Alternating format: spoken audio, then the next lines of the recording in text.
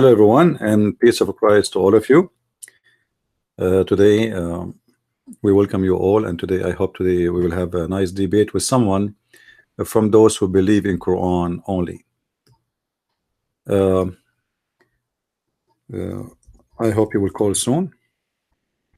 Now, supposedly this guy, he's the one is asking for a debate. I don't know who is he, and I don't care really. As you know, we welcome everybody. It doesn't matter how big, how small you are. However, he claimed that he have a strong knowledge of Islam, and he is coming here to debate me. So please share the link around with your friends and invite everybody, and let us see if we can have a nice discussion with this man about Islam and about his religion.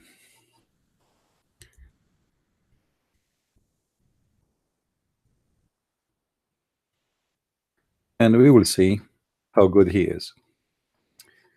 You know, in the front of you on the screen, we see a picture of a beautiful bird. And the well-known thing about this bird that this kind of birds, they repeat words, but they don't understand really what they are saying. And I find that Muslims are the same.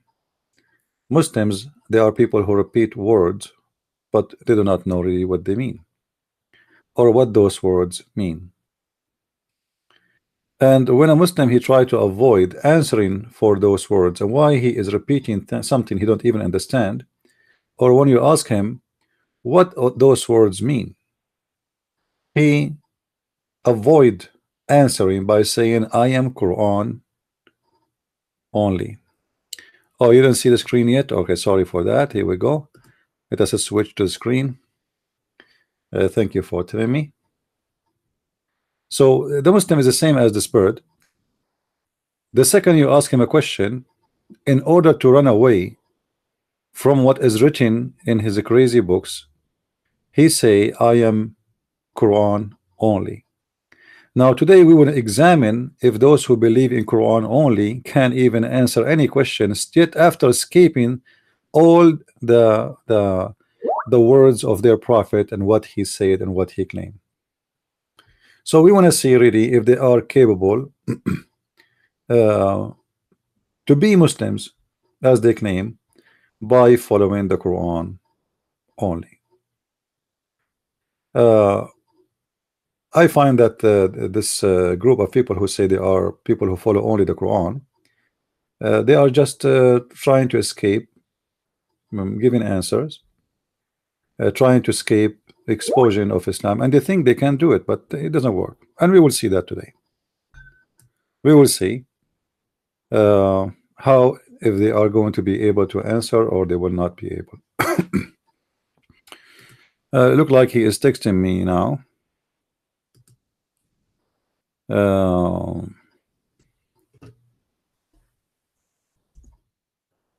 And let us see if he will call.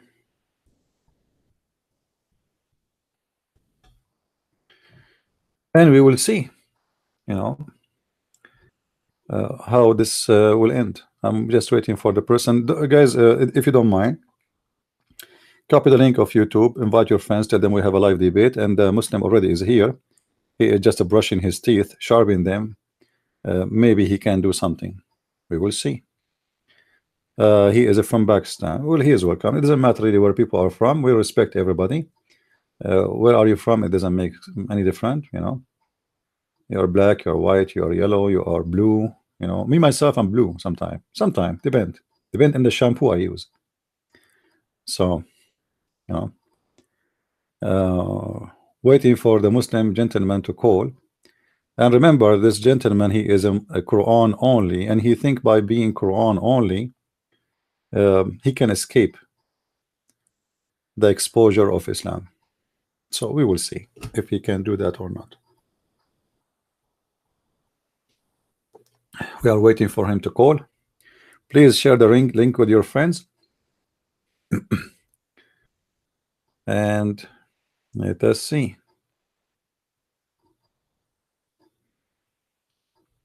Now, some of you text me saying that there is a Like this guy and that guy want to debate you. He want to set up a. I mean, I am here every day almost, and I keep saying any Muslim want to call me, and yet they cannot find me.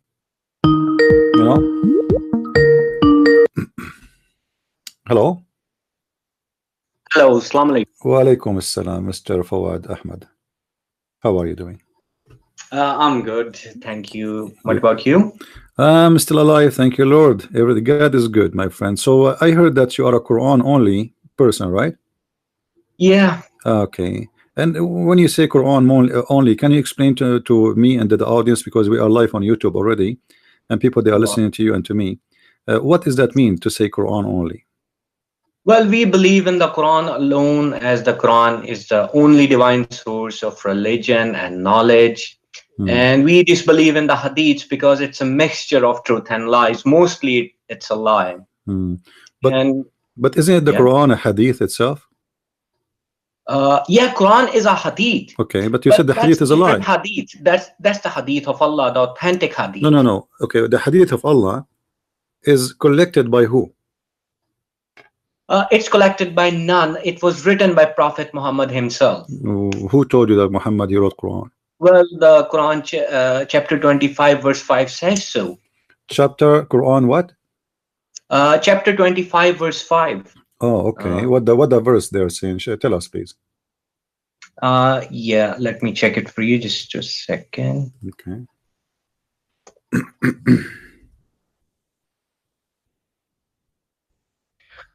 Okay, it says, and they say legends of former peoples which he has written down, and they are dedicated to him morning and afternoon.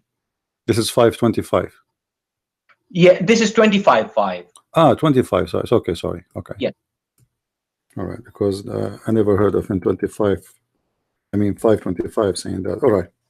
Other than that, what Prophet is writing in this verse, he's also reading in chapter 98. Yeah, but the verse you quote for me, my friend, it says the opposite. It says that this is a lie. So how you confirm the Quran for me? Yeah, I do understand. It does say that the kuffar say that, but whenever Allah quotes a lie from the kuffar, like the hands of Allah have are changed, like the Jew said, but Allah responds to that lie. Okay, so you are saying here because of what word make you believe that Muhammad he wrote the Quran? Well, he's also reciting from the pages as well. No, okay. Did he recite or he write the Quran? I want you to make it clear for me. He has written and recited both from the. All right. Both. So, but you are saying that you believe that Muhammad he can write and read, right? No, Muhammad can read and write. So how he wrote? How he wrote the Quran? Well, he could read and write. Okay, let me ask you. You said you don't believe in the hadith, right? Yeah, I don't believe in the hadith. How you come to the conclusion that Muhammad do not know how to write, how to read? Well, Muhammad is actually writing the Quran in this verse, and he's reading in another verse, which is chapter 98. But this is not the question. The question is, you confirmed to me a second ago that Muhammad do not know how to write, how to read. So how you were able to know? I think I've said that must be a mistake from my side. I'm extremely sorry. All right. So let's rephrase again. Do Muhammad know how to write, how to read, or he do not? Yes. He did know how to read and write. So if we go to chapter 1 in Al-Fatiha, and I want you to go with me, Al-Fatiha, I'm sure you know it by heart because you pray it every day, right? Okay. Now, the story there about Al-Fatiha in the Quran is speaking about Muhammad praying to his God, right? Yes. Okay. That's the first verse, actually. But then this is not the chapter, the first chapter Muhammad he received. The first chapter Muhammad received supposedly is Al-Qalam, correct? No, that's not correct. This is the first chapter. This is what he revealed. The full story is in the Quran in chapter 53, how the first revelation was given to Muhammad and how Muhammad actually met Gabriel, the angel, for the first time. In which chapter? It's chapter 53. Chapter 53, what verse? Yeah, let me open it up just a second. Because that's a fake story where it says Ikra Bismi Rabbika Allazi Khalaq. So that's actually a fake story. Okay, so this verse is fabricated, you mean? No, the verse is not fabricated. The verse is just a general verse. Allah speaking to everyone. Just read in the name of Allah. Oh, okay. So the rest, Muhammad saying I cannot read, etc., is a fabrication, you mean? Yeah, that's a fabricated story. The true story that is in Surah Al-Najm, from verse 5 to verse number 13. I mean, it's quite clear that taught to him by one intense strength, one of soundness. Chapter 5? No, chapter 53, verse number 5. Oh, okay. Well, if we go there, as long as this is the verse you are saying, you know, is the one where the revelation started, you mean, right? Yes, this is about, no, this is not about, Allah is actually explaining later on in the Quran how the first revelation was revealed. Okay, so let me get the final answer. What is the first revelation Muhammad received? That's Surah Al-Fatiha. Al-Fatiha. Where you can, how you can confirm that this is the first revelation? Well, we believe that it's word of God and it cannot be corrupted. Even the chapters cannot be, you know, misplaced or something. I want you to go with me. Let us 96 go. Chapter 1. That's just nonsense. Let us go with you in chapter 53, verse number 1. I want you to explain to me the first verse. What وَالنَّجْمُ إِذَا هَوَى mean? Right, I'll have to check just a second. I actually haven't opened the first verse yet.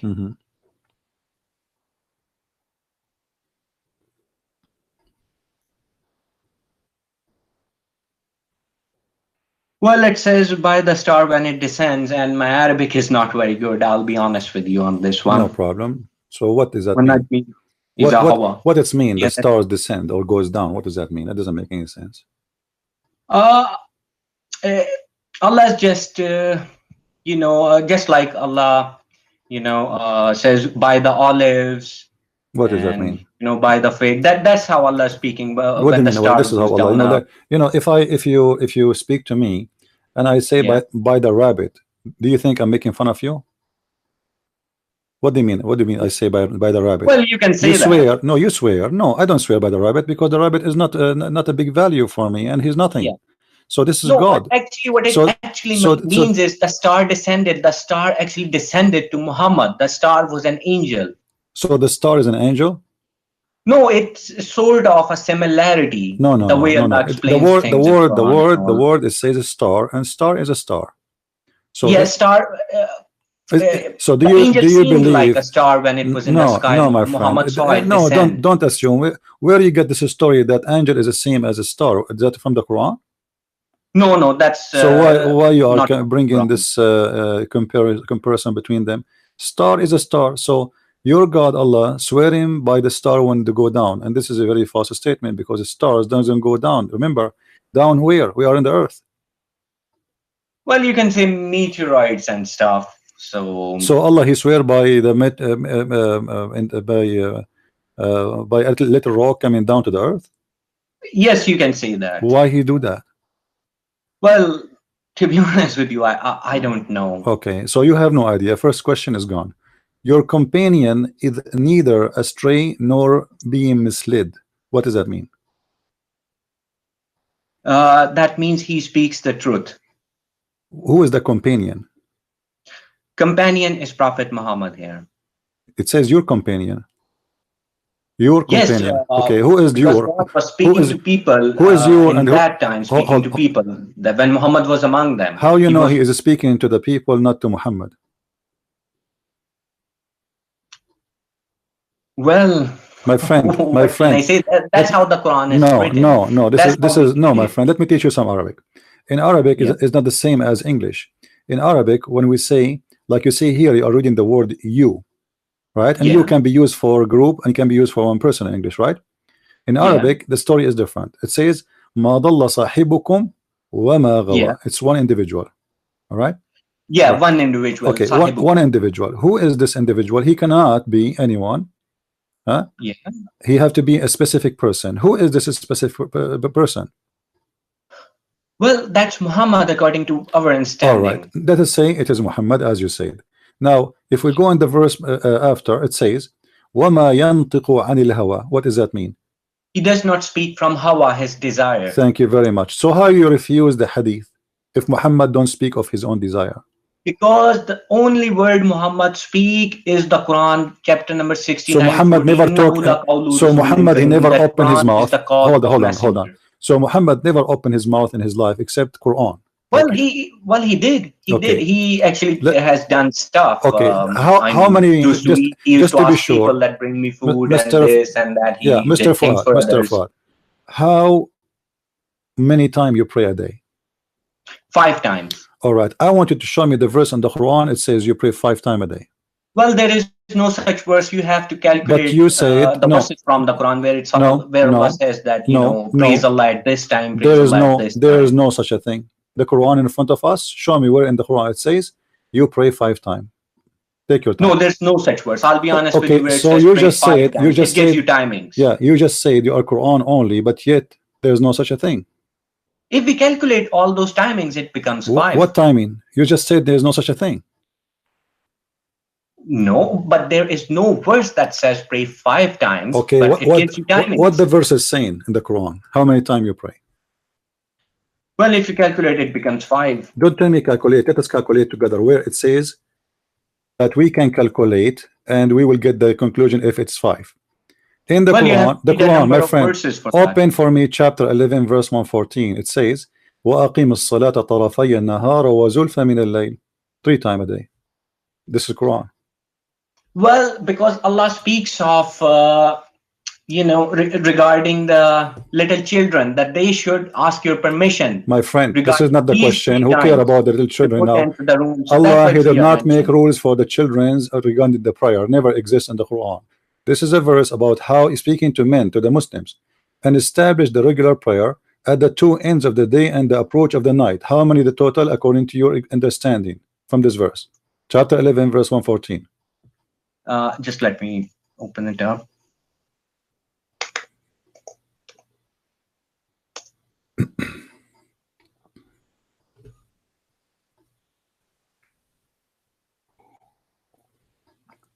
Chapter 11 verse 14.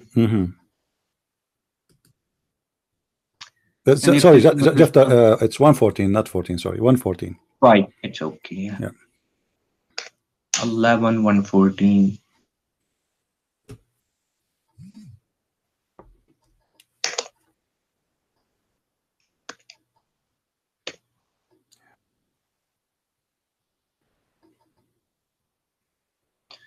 And establish prayer at the 2 ends of the day and approaching of the night. Indeed, good deeds do away with misdeeds. Well, 2 ends of the day and approaching of the night, it means 3. Okay, so how you pray 5? You can find similar verses where you can find additional salats other than this. Okay, like Salatul Wusta, the middle player. This is this is the middle wusta. The one is between. The one is between is the wusta. You know what wusta? Wusta is the one between. Yeah, wusta means middle. Middle, yes. But there's the middle is he just told you the 2 end of the day and the approach of the night. So this is the middle one. Okay, so where is the 5? There's no 5 in the Quran. So why you don't follow this verse in the Quran saying 3 times? Well, till next time I'll get all my verses ready for the 5 prayers. No problem. You take a note about this. Let us go to something else. Yeah. You do ablution before you pray, correct? Yeah. Okay, how you learn to do the ablution? Well, it's Quran chapter 5 verse number 6 that says so. How? Show me. Read for me. Let me. O you who have believed, when you rise to perform prayer, wash your face and your forearms to the elbows and wipe over your heads and wash your feet to the ankles. And that's it. But doesn't say what you say, what to do, how to do it, right? No, it's just clear. Just wipe your head, just wash your feet till ankles. How many times? Just wash them? Not 2, not 3? No, Allah has given no time, so you just have to wash them once. Okay, so those who do 3 times, etc., those are wrong. They should no, that's just nonsense. Nonsense. Okay. And also, reciting stuff as well. Like some people recite Shahada, some Bismillah while doing wuzu till they finish. I mean, that's just too much. All right. Well, so now what we learn from you that you don't follow hadith, but yet as an example the Quran, at least until now we learned that the prayer is not accurate as a calculation for you. Now let me ask you, you heard of something called al-muta? Yes, I have heard, but I have not found al-muta in the Quran. What do you mean they don't find it? It says tamatta. Muta is there. It means enjoyment of worldly life according to the Quran, the word muta. What does that mean? What does that mean? It says muta literally means enjoyment. Yeah, but what it says in the verse. Can you read for me the verse? Well, I don't have with me at the moment. The verse is quite simple that the life of this world is just muta, Alright. enjoyment. Okay, it says, and those who you did enjoy them, you pay them their wages. No, that's a separate verse. What's I separate? have not seen such verse. It's in front of me in the screen. You can look with me. It says, فَآتُهُنَّ أُجُورَهُنَّ, and pay them their Sorry, I wages. don't think I'm on your channel. You can. Okay. You're right. Let's open it up. Let It's me showing give you a link. Let me give you a link in Skype. Hold on. Well, I'm on laptop as well. And Okay. mobile Anyway, this is, you can open sorry. your Quran from your side. Chapter 4, verse number 24. 4 verse 24. Let me open it.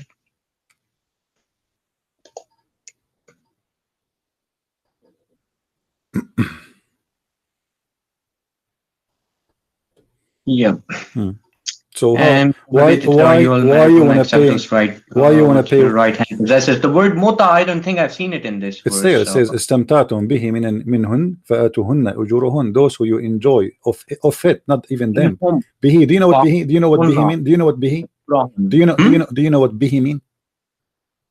Bihi. Bihi means bihi is the same as it. This.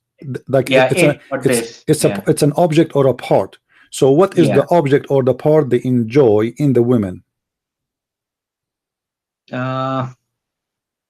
What is the part you enjoy? Well, the word, I don't see the word muta here, to be honest. Yeah, my friend, it says there istamta. This is the muta. Istamta'tum. Istamta'tum. Fama istamta'tum bihi minhun fa'atuhunna ujurahun. So those who did enjoy of it. Speaks of, okay. I agree with you. This word actually, the root word is muta and all. All right. But so it speaks of enjoying your marriage. So I'm fine with it. No, it doesn't say that, my friend. Look carefully. It's already the verses talk about marriage, and we do not need to repeat it again.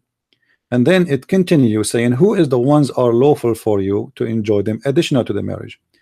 It's forbidden for you. It's forbidden for you. Hold on. It's forbidden for you, women they are married, except if they are your slaves, which means if they are slaves, you can have sex with them even if they are married. Then he continues saying, and he allowed you whatever after that. So you seek with your money. Yes, I do understand what you're saying, but if you really look at these words, well, muhsanatu, what does the word mean? It does not mean married woman. No, it means married. Muhsana. No, muhsanat the same word used for Mary as well, the mother of Christ. No. So the translators got it wrong there. My friend, no. Muhsanat is a married woman. It's why it's forbidden for you then? Why they are forbidden if they are not married? It says forbidden for you. Women who they are muhsanat. Single women is not forbidden, right? I have to go into the context. I mean, I had trouble with this verse as well, understanding, but it does not speak of married woman at all. First of all, the verse before this, it actually convinces you to marry such woman. Marry whom? What? Muhsanat. No. It's forbidden for you, my friend. How you want to marry someone she is forbidden for you? It says forbidden for you.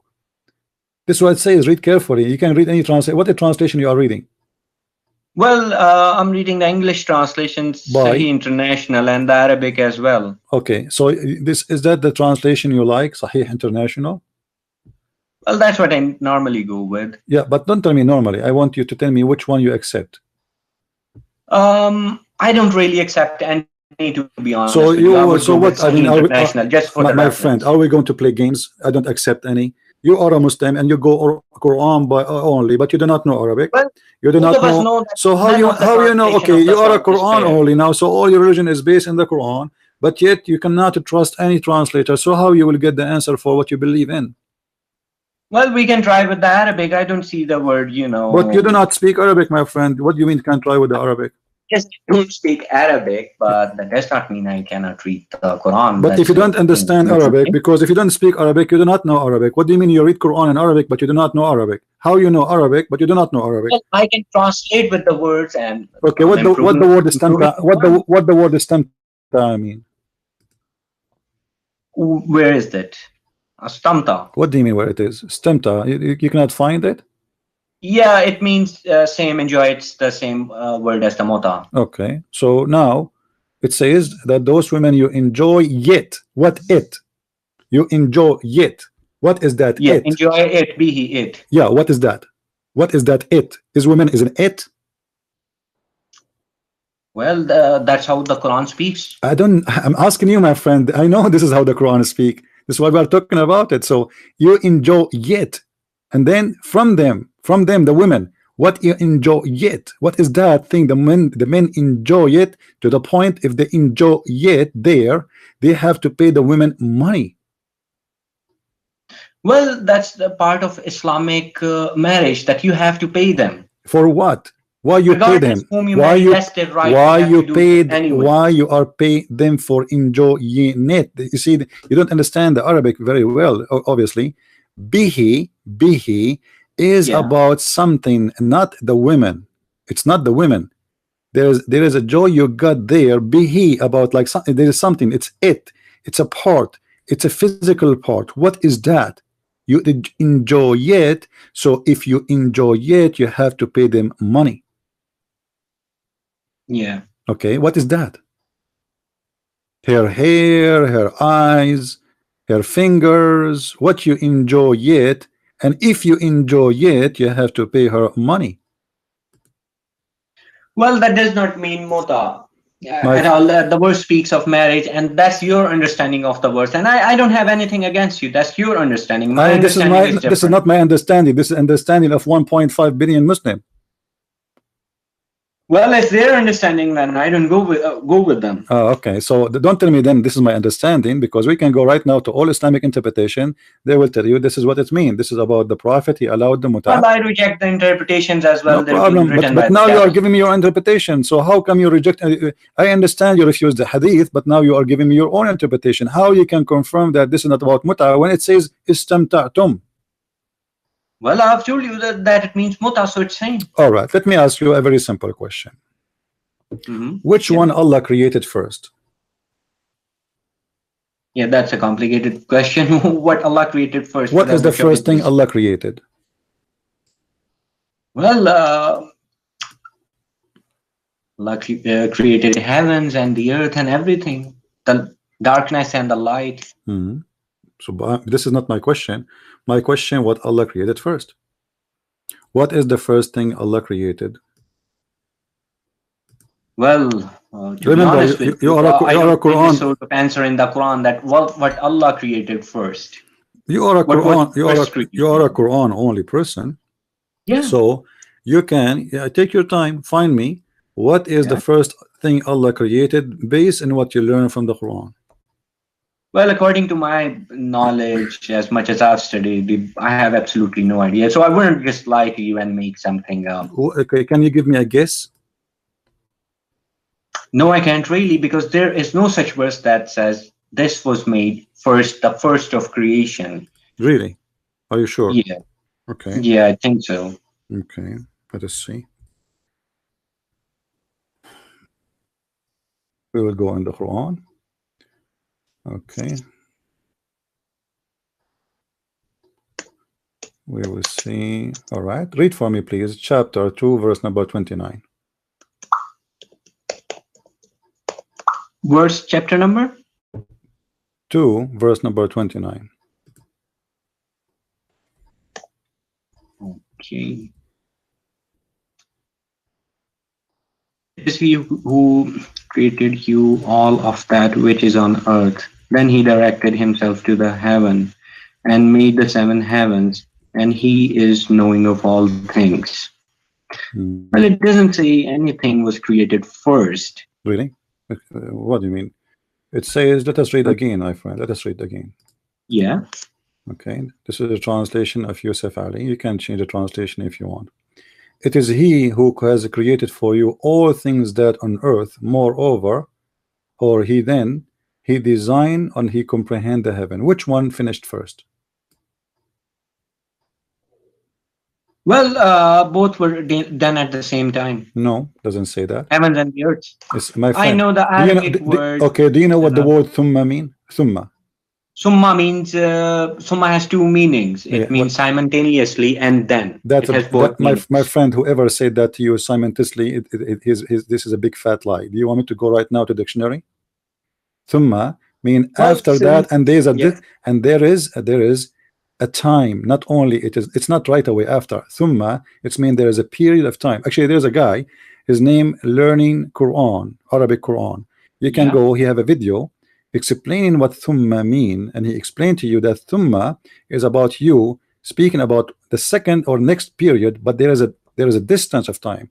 So this is something happened first, and this is something happened after. However, there is a different of time, like a lot of time. So هو الذي خلق لكم ما في الأرض جميعا ثم إلى السماء استوى, or استوى إلى السماء فسواهن سبع سماوات.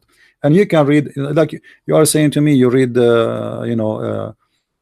Yeah, I'm fine with the Arabic. If you go with the Arabic, I mean, you don't have to worry about the translation. Okay, You no can problem. just go with the Arabic. Yeah, but as you see, it says the earth was created first. Is that possible? Well, as I've told you, this is Quranic Arabic, and I can't really refer to any dictionary outside the Quran. No, So I'm asking you, that's one is of the it rules. possible that the earth is created first? Well, the verse seems like give the understanding if you translate summa as then, means after. There's no other translation for thumma. People are recording me, and people, they can make fun of me if I'm lying. There's no other translation. Thumma mean after that. So is that possible that the earth is created first? Well, earth is just a planet, and heavens, they're actually just, collection of many planets. Earth has nothing compared to heavens. I'm not talking about comparing. I'm not comparing. I'm saying which one is created first. Is it possible that the earth... Well, all of them were created at the same time. Who told you that? Where do you get this from? This is the question. Where do you get this from? Well, if you listen to Zakir Naik as well, who is Zakir Naik? Who is Zakir Naik? Zakir Naik is not even Quran only. So why you are witnessing for a guy who himself, he don't speak Arabic? He is not an Arab. You are referring to the same people as well. Some of them translate. I'm not. I never refer to anyone. I'm showing you Quran. I never refer to anyone. Who is Zakir Naik? Zakir Naik, if I want to play with him, I can smash him easy. I'm talking to you like in a friendly talk. I'm not debating you. Who is Zakir Naik? Zakir Naik doesn't even know how to read the Quran. So yeah, I do actually agree with you on as an example, Zakir Naik, he said the word hur does not mean females. Do you agree with him? No, I wouldn't. Which mean in the heaven, your mother, with my respect to your mother, she is going to have a male guy to sleep with her. This is what he said. So who is Zakir Naik? Don't mention his name. So now let us go back to the topic. Yeah. Is that a mistake, or this is not a mistake that the earth is created I wouldn't first? call it a mistake. There's not a single mistake in the Quran. What do you mean? I wouldn't call it a mistake. It's just classical Arabic. Maybe they spoke this way back then. So I wouldn't count this as a mistake. But how Allah, he created the earth, everything in earth, and then he went to the sky and he made it 7 skies. How this happened? Let us make it simple. Let us go to different verse in the Quran. Let us go to different verse. All right, go with me to chapter 41 verse number 11. 41 verse 11. Yep. Okay, what that verse is saying, read for me please from the translation you have. Summa stawa ila samai. I mean, that's the same thing. Then he directed himself to the heavens. Okay, so what does that mean? While it was a smoke, and said to it to what the word istawa mean? It means directing. Directing? What directing? Himself. What is that? Yeah. Do Allah need to direct himself? Like, does that mean he changed direction? What does that mean? Well, of course, Allah's creating has to be a direction. What do you mean? Well, we don't know. To be honest with you, I have no knowledge. Okay, so until now, all the answers we got from you, unseen, so I can't really answer. Okay, I want you to read for me then. Let us read the verses there, because I asked you to read 41 verse number 11. So let us read from verse number 9 all the way to verse number 12 or 14. It's up to you. You can read 10 verses before, 10 verses after, so you don't say I am misquoting. Feel free. Yeah, I do actually know what you mean. Yeah. So what this chapter is talking about, starting from verse number 9, if you wish to go before, but the topic before have nothing to do with this. So from verse number 9 is speaking about how he created the earth. Is that correct? Yeah. Okay. Translate for us and explain. A second, let me open 41:9. Which verse you want me to start from? 9, verse number 9. 41:9. Yeah. Say, do you indeed disbelieve in he who created the earth in 2 days and attribute to him equals? That is the Lord of the worlds. And he placed on the earth firmly set mountains over its surface, and he blessed it and determined therein its creatures. Sustenance in 4 days without distinction, for the information of those who ask. Okay. I mean, if you look, you can, if you translate summa as then, you can just, Allah's finish explaining them. Okay. Explaining that those who ask that how the earth was created, and Allah's finished. Then Allah says, then He directed Himself to the heavens. Okay, so that's when you start explaining all over again when it was a smoke. All right. So based on this, who is Allah created the earth first or the heaven first? And in front of me, created simultaneously. No, my friend, it says there clearly. You see, this is a Muslim translation I'm using. Then he rose over istawa towards the heaven when it was a smoke. So in that time the heaven was a smoke, there's nothing, and said to it, and to the earth, come both of you willingly or unwillingly. Yes, Allah is repeating Himself again in much detail when it was a no, smoke. my friend, no, my friend. Okay, let me ask. Let's make it simple. Let's make it simple. Look, hold on. In verse number 10, it says, He placed therein on earth firm mountains. Correct? Okay. Yeah. When the earth was having its own mountain, and then in the top of that, He blessed it with all measures, which mean grass, substance, trees. All right. During this time, the sky was a smoke. Do you agree? Yes. Okay. That means there was no stars. Yes, there were no stars, just smoke. In the stars, there's smoke? There was just smoke, and stars were created from smoke. Yeah, but the stars was created after the trees and the mountains, correct? No, after the creation of stars, earth and heavens, then the creation of life was. No. You see, in verse number 10, my friend, listen carefully, watch carefully. It says, He created the earth in 2 days. And then He placed therein on earth firm mountains from above it. Yes. And then He blessed it with all measured therein its substance, which means substance is the trees, grass, etc. Yeah, substance. Okay. In 4 days. Okay, now we have 2 days plus 4 days. Then He continues saying, and He rose to the heaven. No, He does not continue. That's the problem. Summa istawa. Allah is finished with the previous. Then Allah is explaining again the cycle, the full cycle. Then you speak English. Come on. When I say then, it's mean I did that after. Well, Allah speaks like this in the Quran. So my friend, don't tell me Allah speak like this. I know Allah speak like this. Let me go here. All right. This is your Islamic. Where is the website?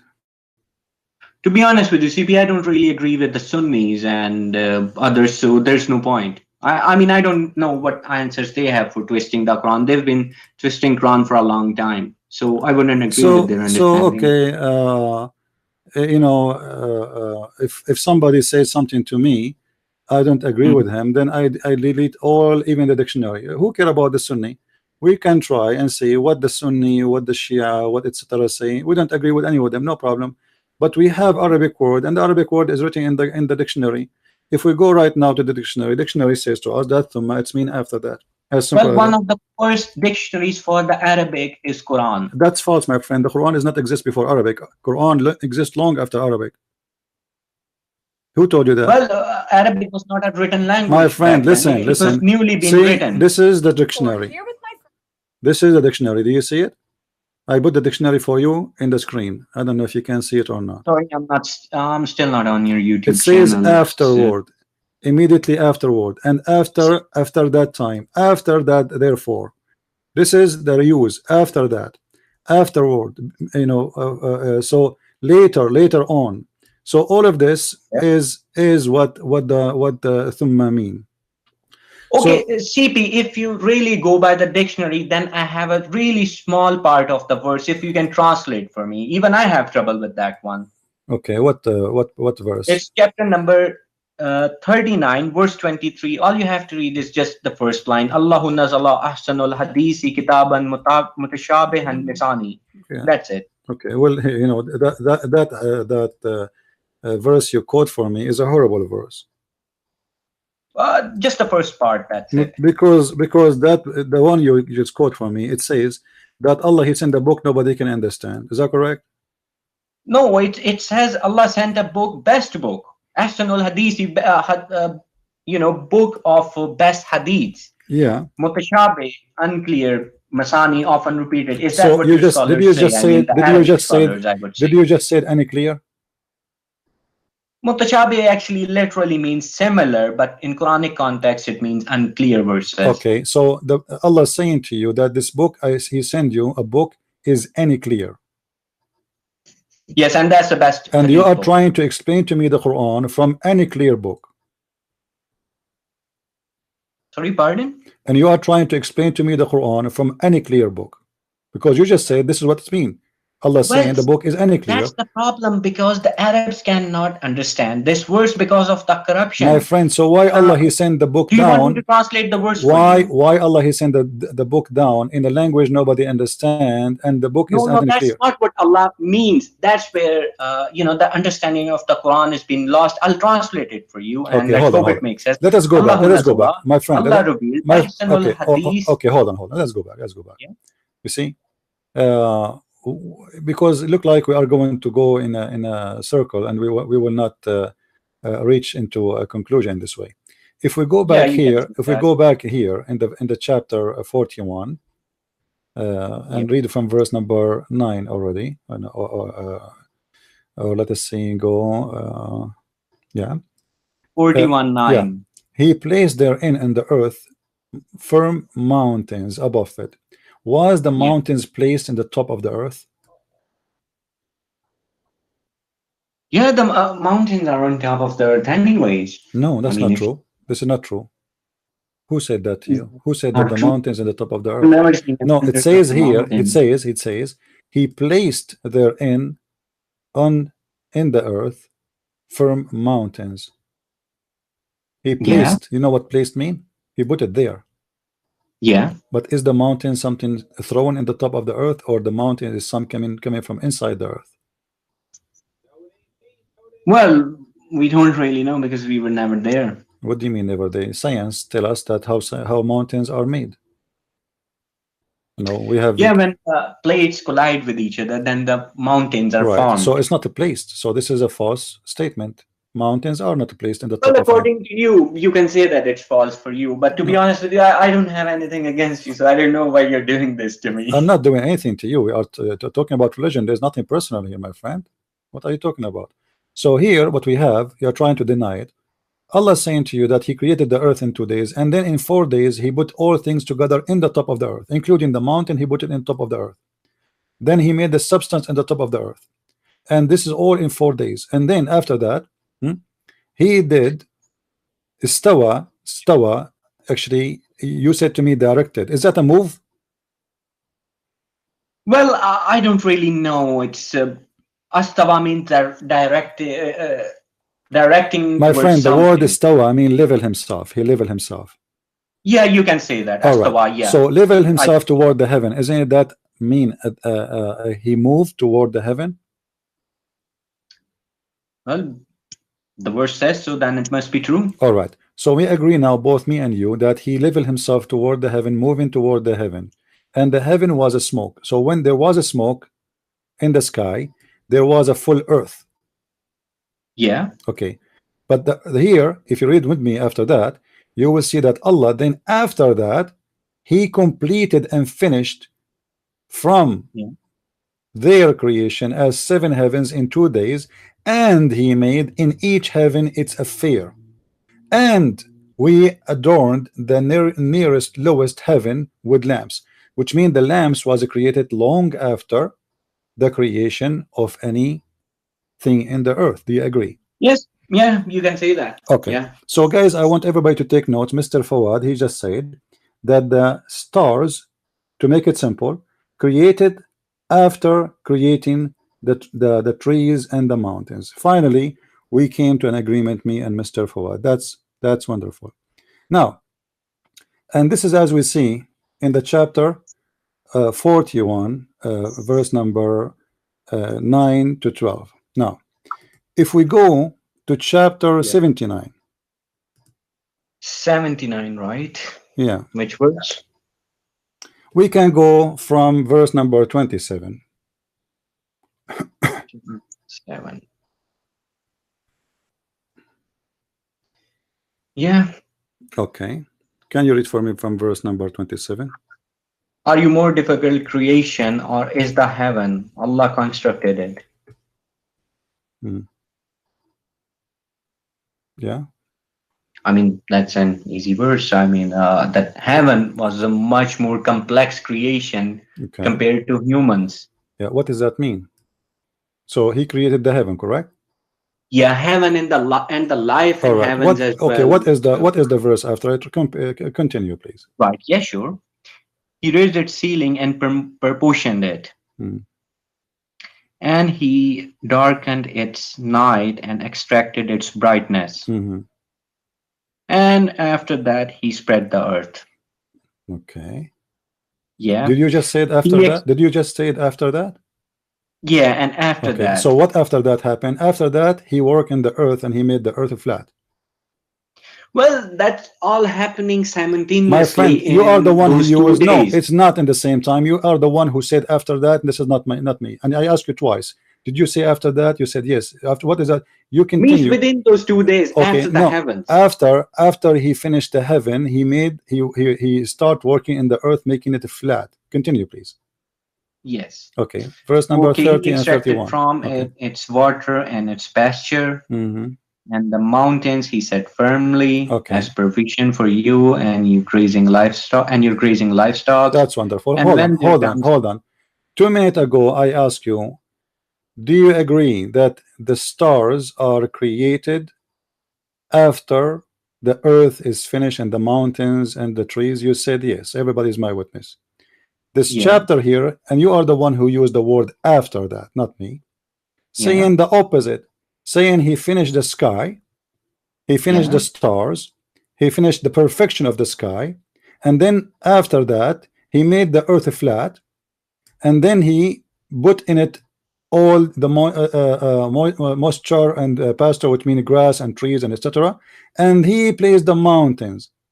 So this is a total contradiction for the other chapter we read in chapter 41, because remember, you are the one who said to me, and you agreed, that the stars there is created after the earth is having mountains. Well, the shining stars, the lamp ones, they were the ones created later on. My friend, there's no shiny star, there's no star. I ask you, there's no stars. I said to you, is the sky at that time is a smoke? And then I read for you the verse. The verse says, and then we decorated them with lamps. So lamps is created after the mountains and etc. And you agree with that. So now what do you mean shiny star? There's a star, there's a stars there, they are not shiny, and stars is a star. So yeah, but listen, he said decorated you know, your God even never spoke about stars. They are not shiny. All the stars are shiny. So listen carefully. Well, not every planet in the heaven we don't want to be hypocrite, my friend. Be honest with yourself. You just prove to us from the Quran only that the Quran is a crazy book, because look here, according to this chapter, the last thing Allah he did, he placed the mountain in it. In the other verse we showed you, the mountain was finished before he put the substance of the earth. Here he finished the substance of the earth and then he put the mountains. But this is all happened after he finished all the perfection of the heaven. But in the other chapter, the heaven was just a smoke, and then after that he leveled himself, and you are the one who said you agree that he leveled himself in the direction. You said that. So he moved himself, he leveled himself toward the heaven, and at that time it was a smoke. And I ask you, do you agree that the verse here saying that then he created the stars, the lamps? You said yes. I said to you, Do you agree that the stars and the lamps are created after the creation of the substance of the earth and the mountain of the earth? You said yes, and everybody is my witness. This is recorded. But in the other verse we are reading in chapter 79, it says the opposite. It says that Allah, He did finish everything in the heaven, made it in a perfection. That's it. Yes. And then it's night doth endure and darkness and splendor. So now we have day and night. We have stars already. And Right. then he says, and the earth we made it flat, which is another mistake because the earth is not a flat. And then after that we created the trees and the flowers and the grass and etc. And then after that we put the mountains fixed in the top of the earth. This is total opposite order from chapter 79. Well, the thing is, it's all happening in those 6 days. So That I doesn't would say matter, my Allah friend. knows Who best. cares if it is 6 days or 7 days? This is not the question. The question, if I am God, I don't remember which one I made first. So I say 2 chapters. One of them saying I say the stars are done at the end, and the other chapter I say the stars are done before the earth, and then after, and the last one became the mountain. In the other verse 41, the first thing Allah He made in the earth after He created the earth, it was the mountain. Read it carefully. He Well, to created be the earth. honest with you, we don't know what the word earth really means. Earth could mean the earth on this planet or the earth of Mars. What do you mean? He's maybe talking the about earth of our earth, Pluto. my friend. Muslim don't The list believe into goes on. earth. Are you saying to me there's Allah is talking about to other earth? Many other planets, they all have earths. It doesn't. I want a specific answer. Don't please let us not play games. Is Yeah, Allah sure. speaking about our earth or different earth? Well, that's a complicated one because I'm not. This is not a complicated one. You are trying to avoid the answer. I'm asking you. I will repeat again, please. Let us be honest. Yeah. Is Allah speaking about this earth in this chapter, or He is speaking about different earth? This earth as well as the other earths in paradise as well, because paradise is also an earth. Okay, my friend. So, could be those as well. But the Quran says clearly that Allah He created for you, and the substance for you, and the trees for you. The whole chapter about speaking Yeah, about for you. This earth, then I would agree with you. Okay, that means so now this is about our earth. So one chapter saying the earth was completed first, the substance, the trees, the cats, the rats, the mosquitoes, the goat, the animals are created because you know everything is finished. Then after that, Allah He went to the sky, and the sky was a smoke. So after He finished the smoked the sky, made them 7 heaven. Then He created lamps. Those lamps are the stars, you know. And not only that, Allah He confirmed that the stars are located in the lowest heaven. Lowest heaven. Yes, which mean that there is no stars in the 2nd heaven or 3rd heaven. Now this lowest heaven to what? To the earth. Do you agree? Yes, to the earth. Okay, how in the world such a thing can be said? Because according to your God, the only stars it does not say there are no stars beyond our no, earth it says or that. something. He says He made in each heaven its affair, and we adorned the nearest lowest heaven with lamps. So only this one have lamps. It does not say we didn't adore other heavens with the lamps. No, it So, says that clearly because still no, the where he said it clearly, where is the lamps are located? It is in the lowest heaven. However, this is not really important for my focus for me. You admitted, and everybody is my witness, that the Quran is a total book of contradiction. Once Allah He says, I finished the trees, I finished the grass, I finished the goat, I put the mountains, I placed everything, the earth became perfect, and at all this time the sky was a smoke. And then I went to the smoke, and you are the one, listen, Afawad, and you are the one who said that Allah He leveled Himself toward the heaven when it was a smoke. He then do that. This was the next step. And then, and you are the one who agreed, and everybody is my witness, that the lamps was created after the trees and after the substance, correct? Yeah. Yeah. Okay, but the other one is saying the opposite. The other one is saying that Allah He created total opposite you know, direction. It says that he perfected the heaven, he built it, and he put it in its order, and then he made the dark and night, which mean the day and the night. We have stars. And then after that, and you are the one who said to me the word after that, he spread the earth. So which means he started working in the earth after he made the day and the night. Yeah. That's the total contradiction. So how you can answer? How you can be honest with you? That's your understanding, and I'm fine. This is not my understanding. This is your understanding. This is your understanding, my friend. This is your understanding. I just made you say it from your own mouth. You are the one who understand it this way. This is not my understanding. This is your understanding. So please let us be honest. It is you who agreed, and now you agree again. You say yeah, and then at the end, after you say oh yeah, and you say to me this is your understanding. I mean, this is not even fair. You know, I don't know how old are you, but we need to speak as an adult. This is your understanding. You are the one who said to me, and after that he made the night dark. He made dark night and day, and after that he spread the earth, and after that he put the substance of the earth, the grass, the tree. So according to this, and after that he made the cattle, and after that he made the hills and the mountains. So as you see here, this is a messed up book. How in the world you are a person who follow Quran only, and you accept to believe that this is not a book of corruption, but yet you say the hadith is corrupt? The only way for this to be from God if this book is corrupt. Well, I will not comment on something I have not seen with my own eyes. Did you see Muhammad? You see now we are playing games. You are not commenting in something you did not see with your eyes, but a second ago you were sure that the Quran is a book of God and it's enough for you to get the complete understanding. And now when we made you give answers, you are the one who told me that yes, I agree with this, that Allah created the substance of the earth and the mountains of the earth before he created the lamps. You said that, and then you are the one who said, well, yes, look like I agree with it. It's Allah here saying that he finished the sky and he made the lamps and the lights and etc. And then after that, and you are the one who did read for me the word after that, not me, he worked in the earth. How that can happen?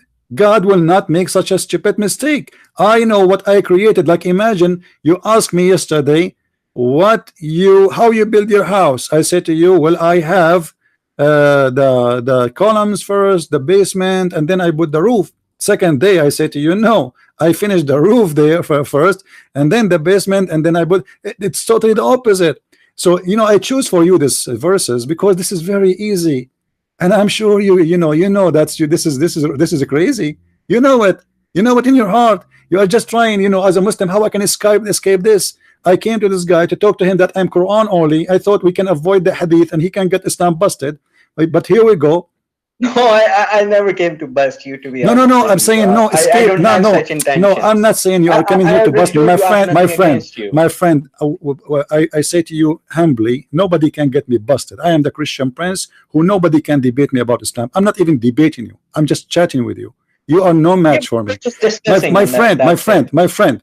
You just admitted, and everybody is my witness, that Quran is not from God.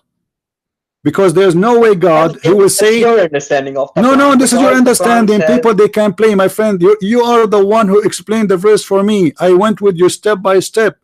You are the one who agreed about things in the verse. What you agree upon is contradicting your own words. You agreed about it, not me. Remember, let me go slowly. Maybe I'm going fast a little bit. You in chapter 41, you said, and I ask you, and people, they can go and play the video again. You said that Allah, he created the mountains and the substance and the trees first, and then he finished the sky, and he created after that the lamps. I asked you 3 times about it, and you repeated, you say yes. Then we went to the other verse in chapter 79, and then you are the one who did read for me, and you are the one who said, and I remember very well, and after that he spread the earth. But after that he spread the earth, that means he finished the whole sky before even he touched working in the earth. The earth can be created, no problem, but after that he started working in the earth. However, in the other verse it was the opposite. He finished working all what is ever in the earth. He taught us what he did. The first thing he did, he placed mountain in the top of it. In chapter 79, verse number here, verse number 32, it says that he did put the mountains at the end. It's the opposite. But in the other verse, the first thing he did, he placed the mountain in. The first thing, and then after that he made the substance. Here is the opposite. Here is the after he made the earth flat, which is not a very false, stupid thing to say from God, because the earth is a flat. He put the substance of the earth, then he placed the mountain, then he created the cattle. So according to this chapter in the front of us, 79, the last thing is created is the cattle. According to the other one, the first thing Allah he created for the earth, and the top of the earth was the mountain. Then, I mean, it's clear. I can see he created the mountains first and then the cattle. The verse 79 is in order. It's that's what it says. oh, that is wrong. You see, it's contradiction, total contradiction. Again, you know, I'm just, I think, confused over there. Okay, so you are confused, no problem. I understand. I never saw a Muslim is not confused, so don't be sorry for yourself. You are not the first, not the last. Now, let me ask you a very simple question about your religion. You know, I think people they get the idea that this book is not trustworthy. Do you think a prophet of God, he will make verses for him for the sake, excuse my language, I'm not being rude, I'm not a street person, I'm speaking religion. He will make verses for the sake of his benefit, especially when it's about sex? Well, CP, I have never heard of such verses What do you mean? that speak of sex. Really? Yeah. Okay, you never heard that the prophet he have a chapter speaking about him, that Allah he made lawful for you, your cousin and the daughter of your cousin and the daughter of your auntie and the daughter, etc. It's a context to that verse that you can marry them. No, okay, That no problem, no Allah problem, has no problem, no made problem, lawful for no you problem, no problem, to marry. no problem, no problem. Here it says, إن أراد النبي أن يستنكحها خالصة لك من دون المؤمنين. What does that mean? Chapter 33, verse Which number chapter and 50. verse is that again? Chapter 33, verse number 50. 33:50.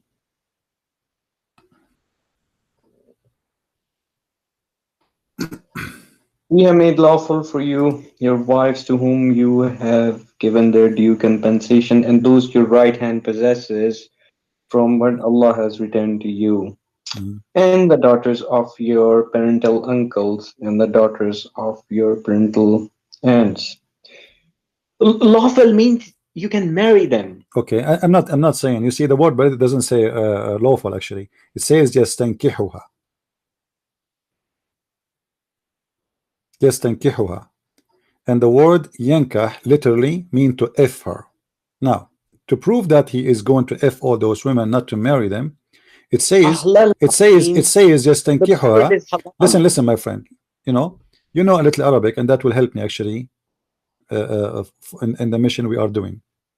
Yeah. It says here, يا أيها النبي أحللنا لك. It's lawful for you. This is the word lawful. Okay. Yeah. Your wives, but they are already his wives. He will not marry again, right? Yeah. Okay. Wives are just lawful. Thank you very much. So this is not about marriage, because you cannot marry your wife again. So here is counting for him. Listen. No. Listen. He is counting for him who is lawful. Not he is not speaking about marrying, because look, it says your wives and those who you pay them or your wages, and those who you own them, slaves. You can have sex with them too. This is not marriage. Right. Yeah, slaves are lawful for you. Mimma afa'a, al-fay is what he got from the booty. And then he count. وَبَنَاتُ عَمِّكَ, and the cousins of your uncle, your male uncle, and the وَبَنَاتُ عَمَّاتِكَ, your female auntie. Okay, but now he continues saying, read carefully. وَإِمْرَأَ مُؤْمِنَةٍ إِنْ وَهَبَتْ نَفْسَهَا لِلنَّبِيِّ إِنْ أَرَادَ النَّبِيُّ أَنْ يَسْتَنْكِحَهَا. Explain to us, what is that? And any believing woman, she offer herself to the prophet if the prophet he want to F her.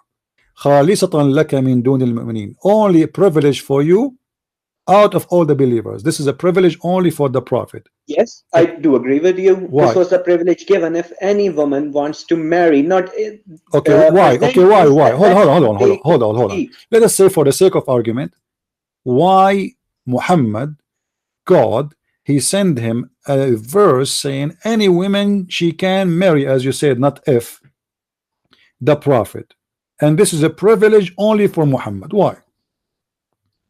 yeah. Why? Well, if you read the verse, same chapter 33:52, if you just come a little down, it says not lawful for you or any additional woman after this. Allah has also forbidden him after that. Forbidden him from what?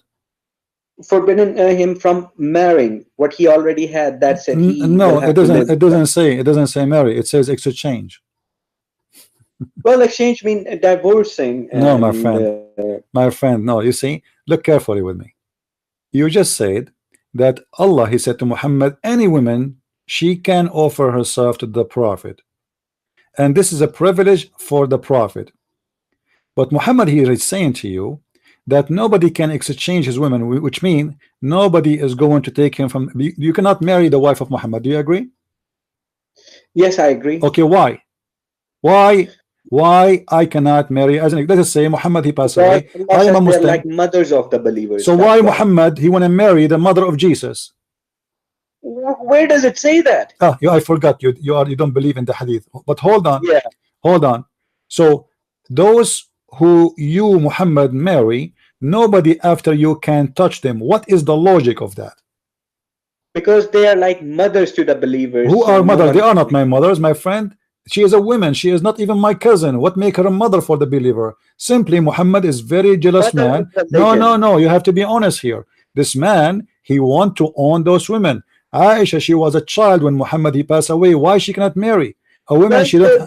There's no Aisha. Aisha never existed. It's just some personification of Arabs. Oh, Aisha. There's no Aisha. Aisha never exists. Okay, how you know Muhammad is exist? Well, there's no mention of her in the Quran. Okay, what is the name? What is the name of Muhammad? What is the real name of Muhammad? Well, his name was Muhammad. That's it. No, the Quran says Ahmad too.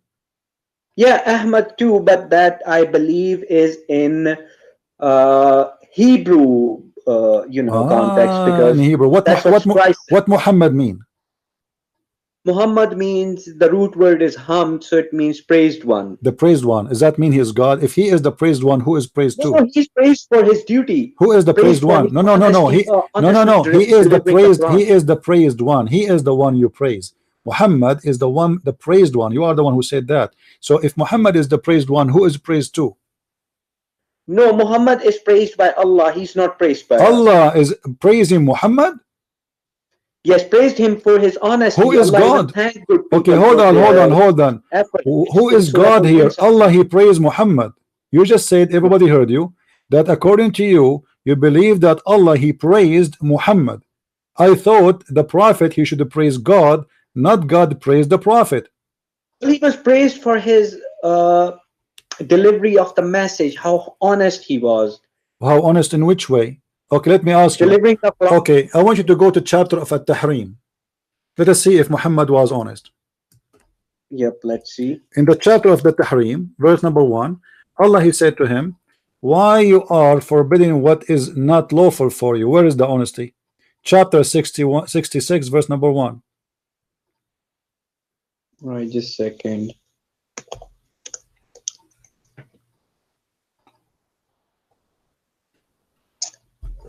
Yeah, why was he forbidding? So he was not forbidding lawfully, right? It was not a lawful forbid. Just forbidding something to satisfy his wife. But this means he is not lawful. He is not to be praised because he do things because of the connection. Okay, let me ask you. If I am a president, listen for it. If I am a president or a king, and my wife, she asked me to make a law, and I am a prophet in the same time, just to make my wife happy, I make a law. Does that mean I'm a good king? Well, that's his personal affair. That's personal between him and his wife. This is not between him and between his wife, my friend. Allah is involved here. Don't you see Allah is upset? Don't you see Allah is upset? Allah is saying to him, not his wife, why you are forbidding things I made lawful for you? Is that correct? Yes, seek Okay, approval of your wives. so you just said that Allah is unhappy with Muhammad because of his action here. Well, it doesn't mean Allah is unhappy. Allah does not want. So why he is saying to him, why you are forbidden? What do you mean he is unhappy? If I say to you, why you are forbidden what I made lawful for you to make your wife happy, that mean I am not unhappy? I'll just, might agree with you on this one, because Okay. Muhammad was a human Then let me being. ask He you. made mistake. Who made a mistake? So let me ask you then. Yeah. This verse is about what? This is something about his personal affair or something. What he was doing? Well, that's his personal affair. It's about Why the regarding personal something affair? Okay, now the about personal affair. wives. See, this is not personal no more, because now this is in the Quran. Allah himself is speaking of it, and now you as one of a billion Muslim reading it and try to understand. So it's not personal affair no more. So we need to know what is happening, why and what Muhammad he forbid. It's not lawful for him to forbid. Do you know?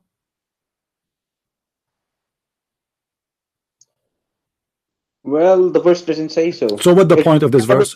So what the point of a verse? It doesn't say what is the purpose of it. How we will know now? Put mutashabih verses in the Quran deliberately. You see, this is a crazy, my friend. You are saying to me, I have a book, nobody understand what it's mean, but I'm going to explain it to you. No, you So can't really then- explain then- unless you take the Sunni understanding. I know what that means. So no, explain to me then. Don't tell me the Quran is a clear book. The Quran says in many verses that this is a clear book. فَصَلْنَاهُ تَفْصِيلًا. So how it's a clear book, but now a simple verse I'm asking you, Quran what was also say إِلَّا يَمَسُّهُ إِلَّا الْمُطَهَّرُونَ, that none can touch it. what is except that? What does that purified. mean? Okay, let me ask you a question then. What mutahharun mean? It means purified, clean people. Okay, is The Muhammad people who is do good deeds, Muhammad they're is purified Muhammad by God, clean? who Is understand the Quran. Muhammad clean? Yes, of course. How you know? Allah kept on purifying him. Where? Well, he was a messenger of Allah. So obviously messenger of Allah. I just showed you messenger of Allah. He is busy having sex with women, And saying Muhammad never to made women, any any woman she mistake. want to give herself to me, I'm ready here for you. What kind of a message No, of God is that's not God? the understanding. It's about the marriage. It depends on how you read the Quran. My friend, The can you Quran name for me is one woman understanding. okay, can you name for me any woman she offered herself to the Prophet, she became his wife? From those women? Name for Well, me one. it's not mentioned in the Quran. So what, how, so why you are saying Allah purify him? This guy, obviously, he's taking advantage of himself being a prophet, saying to the Muslim women, hey, any woman she want to offer herself for me, come to my bed. Well, already he have many wives. Why he need to do that? The Muslim women, they don't have men to sleep with them, so Muhammad is doing the rooster job. Why I need to say? Don't give me a reason. No, my friend. What marriages? I mean, the guy, he have 13 wives already. What marriages? He's not short of women. And why Muhammad have 13 wives, but the rest of Muslims can have only 4? Why the privilege of your prophet is about sex and money? If I am a Muslim, listen. Allah can do whatever He wills. Yeah, Allah can do. How we know that this is not the will of Muhammad? Obviously, this is the will of Muhammad, not the will of Allah. Because that's your understanding. And no. It's a proven easy. It's a proven easy. When you make a privilege law for you, it's mean you are creating the law. Muhammad is not above mankind. He is supposedly a prophet and a servant of God, not someone taking advantage of the vagina of women. Him. I mean, that's fine. What is Allah selected him to sleep with the women? Is that his job? Isn't it enough for him to have 13 wives? Why he need a verse to say as any woman she can open her legs for him? What is the point of this? And what Muhammad he accomplished with this? And what the Muslims win from this? And why it's a privilege for Muhammad? What about we say any Muslim woman she want to offer herself to a Muslim? It's your understanding, because it's not my understanding. I'm asking you.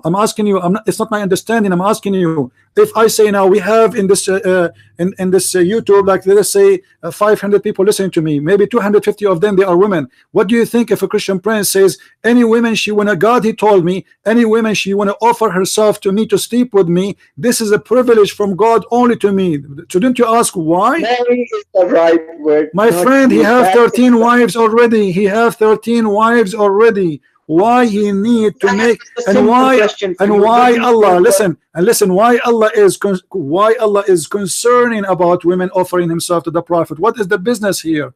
This is Islam about worshiping Allah, or is about satisfying the desire of the peers of I Muhammad? have a small question for you, if you can allow me. Sure, Just a go small ahead. question. Go ahead. According to your Arabic knowledge, Hmm. first of all, let me say something, that you have to know how to read the Quran. I mean, it's not like just any other ordinary book. I'll ask you a simple question. Okay, According teach to me. your knowledge, Teach answer me how to read the What Quran. does zakat means? What is that? Atu zakat. Atu zakat. Aqimus salat wa atu zakat. The Quran says. Okay, well, let me tell you what the zakat mean. Depend what you are paying to who. At the end of the day, the zakat is something you pay to Muhammad. Is that correct? No, what is that literal translation of the word zakat, and what is the First root of all, word? the word zakat is not an Arabic word. This is a Hebrew word. Muhammad, he stole it from there. The Christians in their Bible, you have a duty to pay 10% of your income to the church.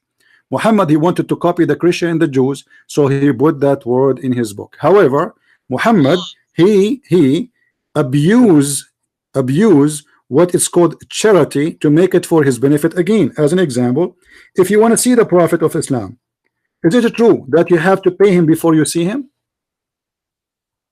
Well, it's not a must duty. What? It's not must that you don't really necessarily have to pay him. Even if you don't pay, that's fine to see the Prophet. Okay, hold on. I am not a prophet. I don't claim even to be a good guy. I am here for free. You are talking to me, you don't pay me. People listening, they are not paying me. So who is the prophet of God, and why I have to pay him in order to see him? I have asked you a simple question. What does zakat I answered mean? you. Are you deaf, my friend? I told you this is a charity you have to pay, stolen from the Bible word. This is but you Muslims yourself, you do not know what the zakat. What is the percentage of zakat? Do you know? Well, just a second. Let me. What is the percentage? You are the one who opened the topic. What is the percentage of zakat? There is the percentage. Allah says, "Pay khair, pay the best you can." No. I mean, let me get the. Okay. Hold on. It's in front of me. Don't worry. But let me show you how Muhammad, he took the charity for his pocket. In chapter 58, verse number 12. Can you read for me and translate? Which one? Chapter 58, verse number 12.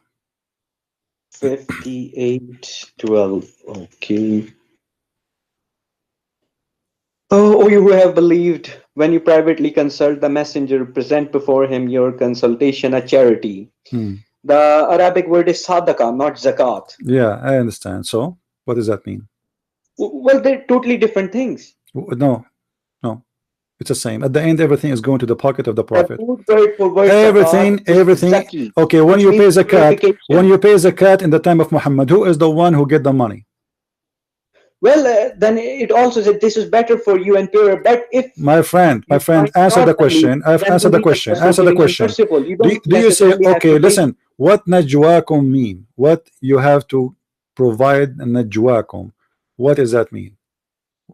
What private consultation you get. Okay, so is this verse saying that you have to pay the Prophet before you do private consultation with him? The verse also says if you don't have, Allah is a Ghafurur Rahim. Allah is merciful, forgiving for what? Is that a sin not to pay the Prophet?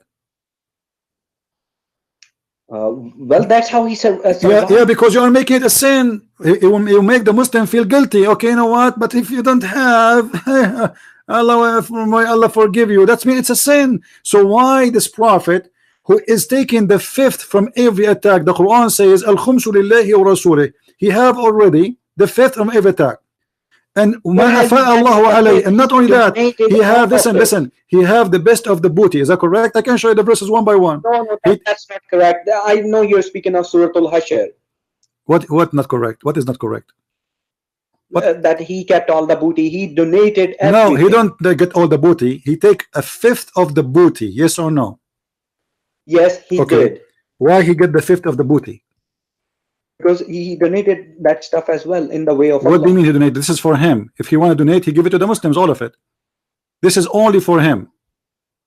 This is how he survived on charity, on sadaqah. He was hold on.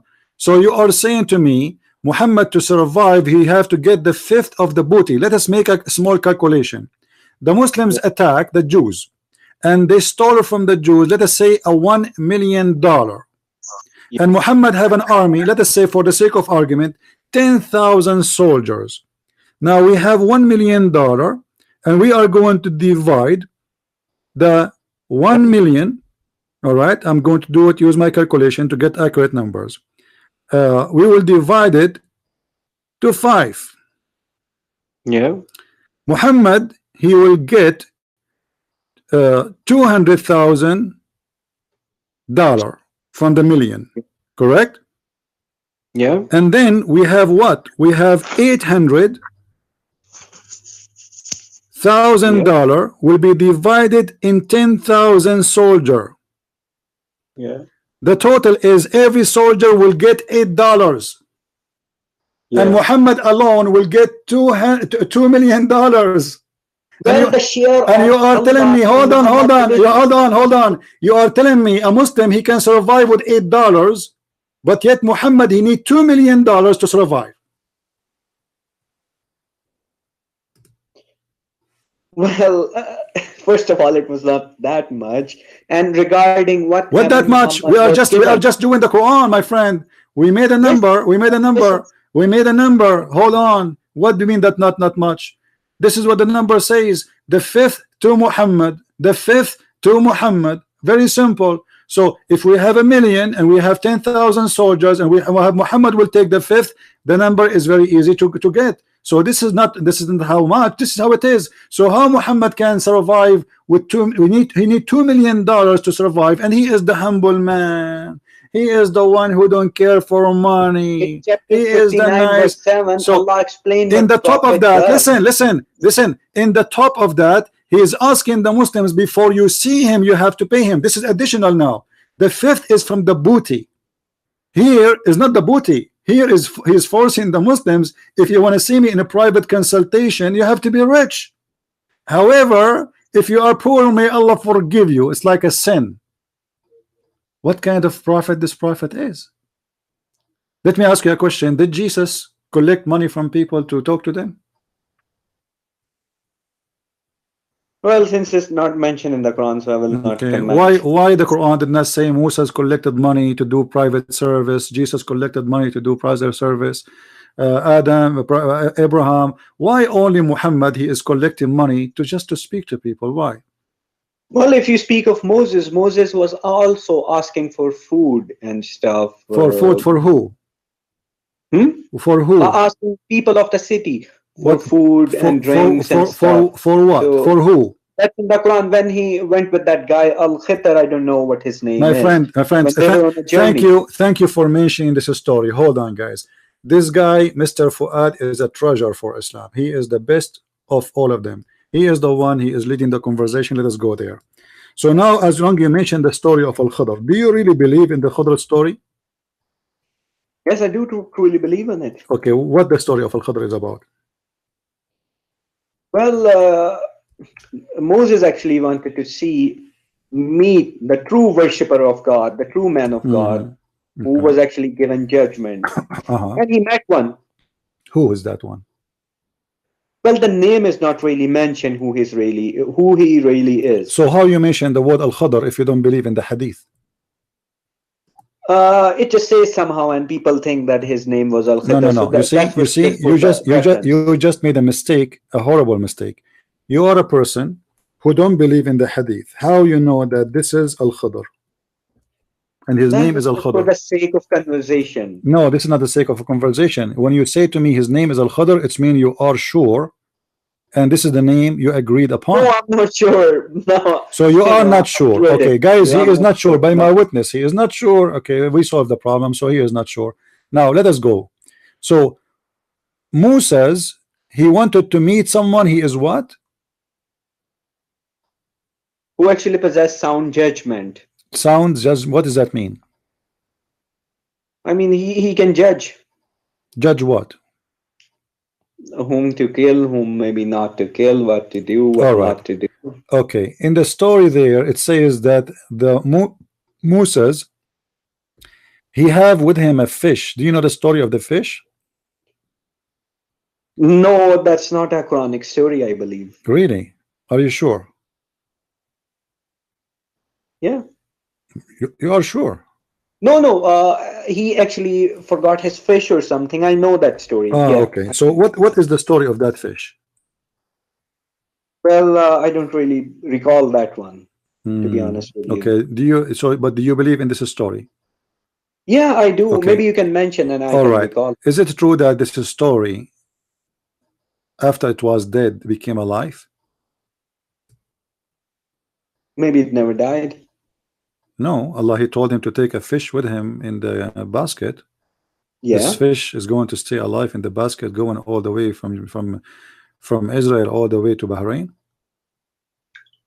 Well, it could be a lungfish or something. They do actually survive. Oh, okay. I see. Maybe it's a golden fish, my friend. No problem. Okay. So now Moses, he went to meet that guy who can make judgment. Did he meet him? Yeah. Okay. How he met him? Well, I'm not sure. I'll have to go through the story again. Well, you can go to the story right now. You know, go to chapter Yeah, 18. yeah, sure. Go to chapter 18 and read for me from verse number, if you want, verse number maybe 61. 61. Or verse number 60 for better understanding. But when they reached the junction between them, they forgot their fish and it took its course into the sea, slipping away. Hmm. So when they had passed beyond it, Moses said to his boy, "Bring us our morning meal. We have certainly suffered in this, our journey fatigue." Hmm. He said, "Did you see when we retired to the rock? Indeed, I forgot the fish, and none made me forget it except Satan. And I should mention it, and it took its course into the sea amazingly." So what does that mean? What does that mean, Mr. Quran only? What do you understand from this? Well, the fish went back to the sea. You see, don't you agree with me that this is the most stupid story? What does And that mean? in the word, the Arabic word. No, my friend. No, my friend. What I learned from of God. Listen, Fuad. What I learned from this, I mean, when God he speak to me, he teach me something. A guy, he go and he took with him a fish, and now the fish is missing. What we learn from this? That Allah can do anything. Allah can do what do you mean? I can miss my fish too. What does have to do with Allah? I missed my fish in the other day. In the other day, I have 2 sardines with me. I opened them. I went to the kitchen to get the bread. I came back. I found the sardine is missing. Why? Because a cat jumped in and ate them. This is Allah can do everything. What does have to do with this? What we learn from this story? Nothing. What is this? What is that? What does that mean? A guy, his name is Musa. He went in a trip. He had a fish with him, and now the fish is lost. So, what do you understand from this? I'm asking you. You are the Muslim. I'm the Christian. You are the Quran only. Explain to me. What does that mean? The fish went back to the sea. Okay, and what does that mean? That means, I mean, that's just a fact that happened. I mean, that's my friend, what do you mean fact? It happened. Allah is supposedly telling us the story about the wisdom, an amazing story. This is a story is not even good for a cartoon. What do you mean? Musa says that Allah can help the fish go back to the sea. Really? It doesn't say that. It says the shaitan he did that. Shaitan made him forget. Okay, who is the one who moved the fish? Pardon? Who is the one who made the fish go to the sea? Could be Allah. Why? Well, I don't know. But maybe there's a lesson. But this is their lunch. What the purpose of the story? I don't know what the purpose of this verse. So why you are saying to me I am a Quran only? You see, my friend, until now you fail to answer about anything. Each time I ask you something, I said, well, I don't know. You know, Allah saying that I don't know. So you are Quran only, but the Quran, I don't want. I'm not being rude, insulting you. Don't take it this way. Quran for me is a stupid book because the purpose of a story is to tell me something, teach me something. So what we learn from this now? Nothing. Well, that's how he met that guy. What is the duty of this fish? Listen. If I make a story for you, everything should be in the story have a reason to put it in the display, correct? So now what is this fish is about? Well, this fish, I mean, it was something weird that happened. Even Moses said in the end, Ajaba. Wow. which means weird. I mean, even Moses was amazed that, you know, this is just weird. I mean, Guys, Moses was amazed. Moses was amazed. All right, listen. So Moses was amazed because the fish is missing. He was not angry because now he have no lunch. Well, how could he be angry? Because, And how he know? anger is not How the he attribute know? of Listen, a listen. Muslim. How Moses know that the fish went in the sea? They lost the sea. They lost the fish. They did not see the fish. How they know it went to the sea? Well, the sea is the only place he could think of. So What do you mean only thing is close? Maybe the cat stole the fish. The thing you thought of is the last thing should be, because the fish is dead. He have it with him in the basket. Read the chapter from the beginning. So he had this fish. He told him to take a fish with him, and you don't tell me that Moses 3,000 years ago he carry a fish with him, and the fish is still alive, going all the way in the desert. And they'll go all the way to Bahrain, and then the fish is missing, and you assume, and the Quran says that the fish went in the sea. Well, how we know that the fish the supposed to is Quran dead? does not say, but the Moses say What do you that mean? the fish went back to the sea. No, the whole story is reported by Allah, my friend. Yes, but these are the words of Moses. Could be true, could be not. So be Allah true. is reporting stupid words of Moses. Moses was wrong. Well, Musa was a human. He could make mistakes. So why Allah is saying to us what Moses said for no reason? What we learn from this? He did not correct him. He didn't say Moses was wrong. He didn't say anything. He just told us what Moses said. Okay. So what is the point? Well, you have to read the whole story first. When he We met did read that the whole guy, story. We did read the whole and story. Moses was out of patience as well. So Moses was not really, you know, a perfect guy, you would say. But what the purpose of the fish? I'm trying to understand why the They fish. just explained Why the Moses fish? was. Okay, hold on. You see, as you Moses actually see, thought, you know, fish as you went back to see, the as you sea. see, the fish was a reason for Moses to go back. Right. Okay, how important is fish to come back? Why he went back? Because of the fish is missing. What happened?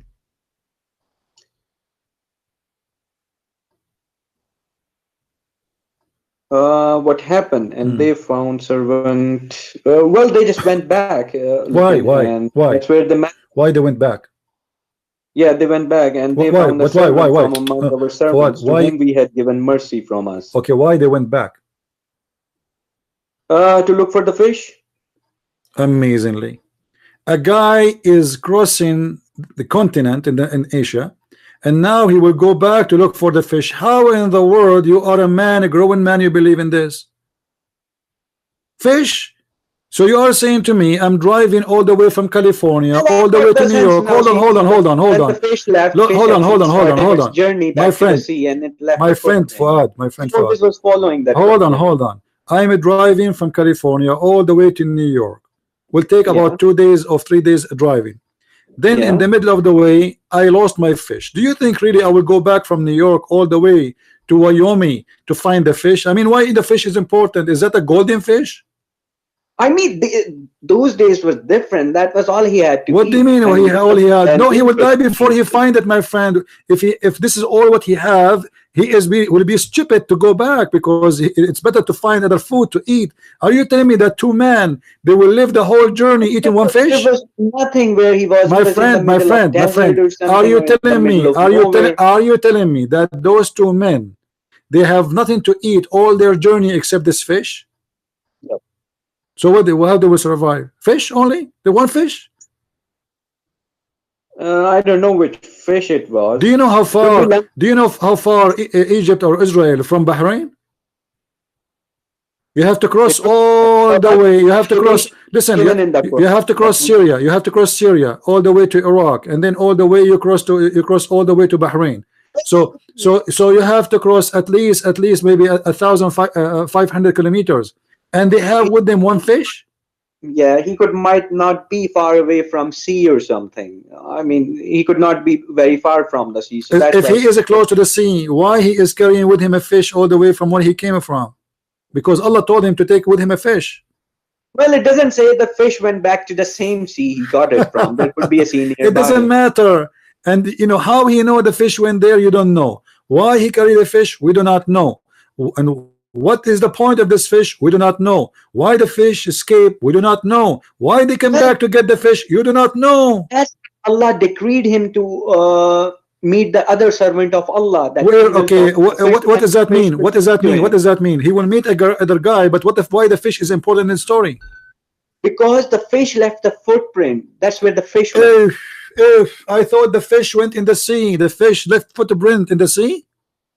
Well, he met him on his way, you know, Who? following the fish. No, He no, no. just met him. You said they follow the footprint of the fish. Yeah. Okay, how the fish? Have you ever heard of a fish have footprint?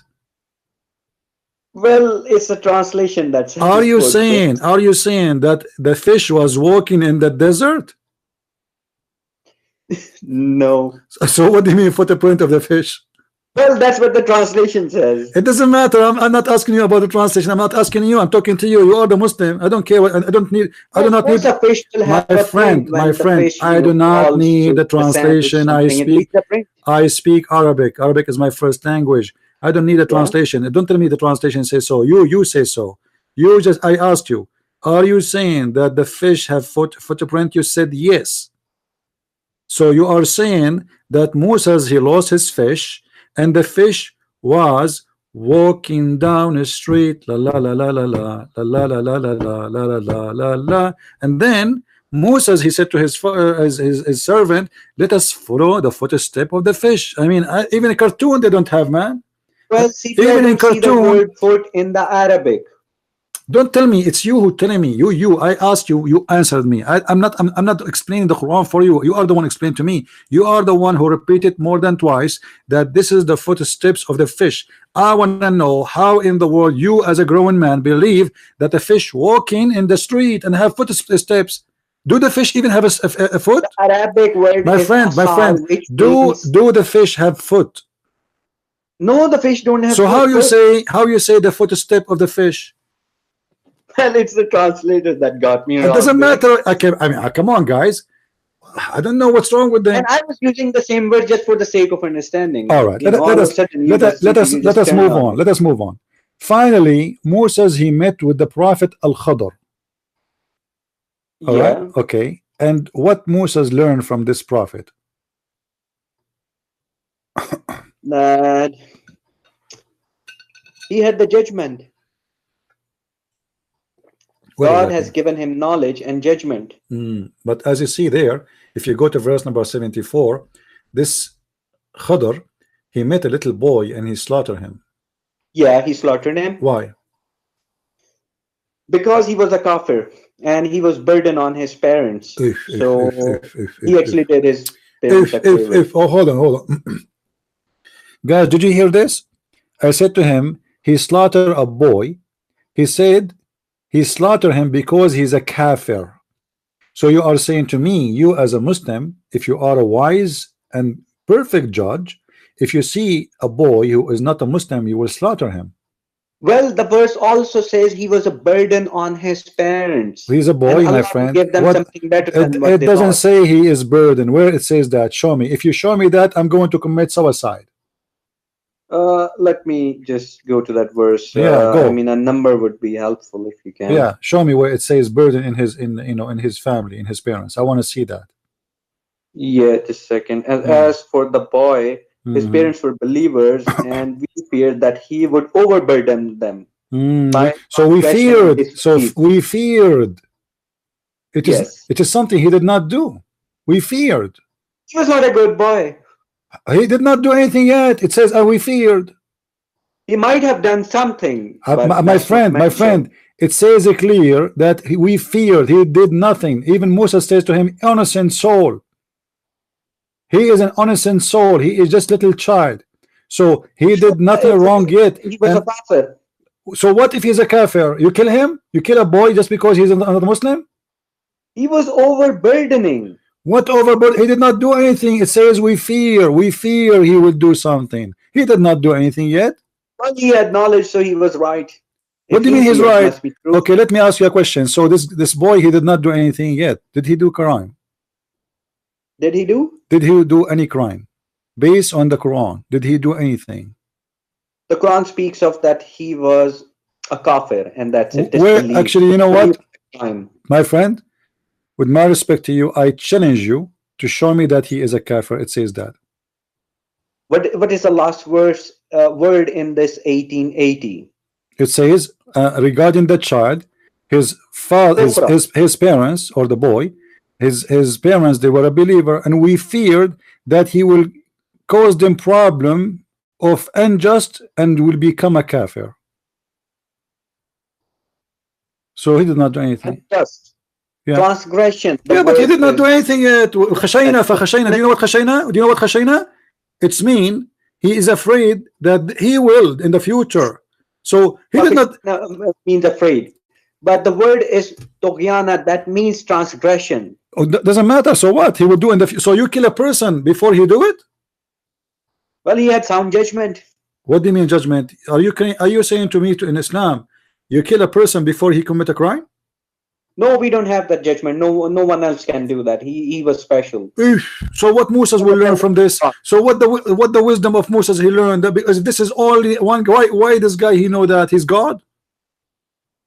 No, Musa actually learned that there are people more. What he learned? What he learned? He learned nothing. He learned nothing. Actually, Moses he was kicked out of the class. If you read the rest, you will see that Al-Khadr he says to him, "Get lost, man. Go back home." He fired him from the school. He fired him. Okay, so now Musa is still stupid and Al-Khadr is smart. What is the wisdom of killing a boy before he commit a crime? Well, Al-Khadr knew. What? He knew why. Who is he to know? What do you mean he knew? And this is against justice. You know, isn't it your God who says that every soul should pay for its sin? Yeah, he paid for it. So where is the sin? The guy did not do a sin yet. You make him pay for he killed nobody. Let us say for the sake of argument. Listen. Let us say he will be a bad person when he go after he become a bad person. You kill him then, but you don't kill a child. And if this is true, that means all the bad children should be killed before they are growing. Anyone who will leave Islam should be killed before he leave Islam. This is what the verse is saying. Not Al-Khadr. No, Al-Khadr is the one who did that, and you said you confirm that Allah is the one who taught him that, right? Yes, Allah is the one. So you are saying your God Allah, he ordered the good Muslim like Al-Khadr to slaughter little children who they are children of believers just because they might leave Islam when they grow. Well, that's Allah deciding stuff. Who am I to say something? What power do I have? You are just a person who have no power, but you don't understand that this is against logic, and this is very stupid, and it's a crime. Because I think that was intelligent. I think that was okay. Let me ask you: do you agree with killing apostate then? No, I don't agree. So why are you agreeing with Musa's? Why are you agreeing with Al-Khadr killing the child? He was a special person. He had knowledge.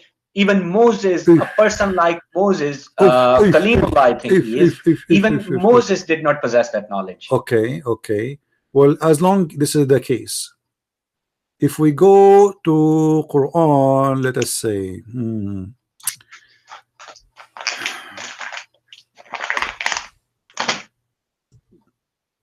actually, I like this chapter we are reading from. It's very fun. But let us.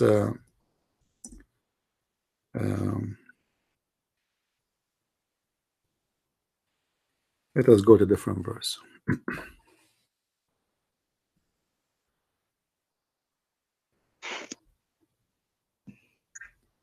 All right.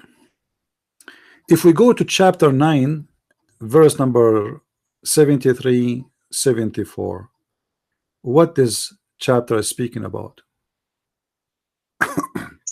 O Prophet, fight against the disbeliever and the hypocrites, and be harsh upon them, and their refuge is hell, and wretched is the destination.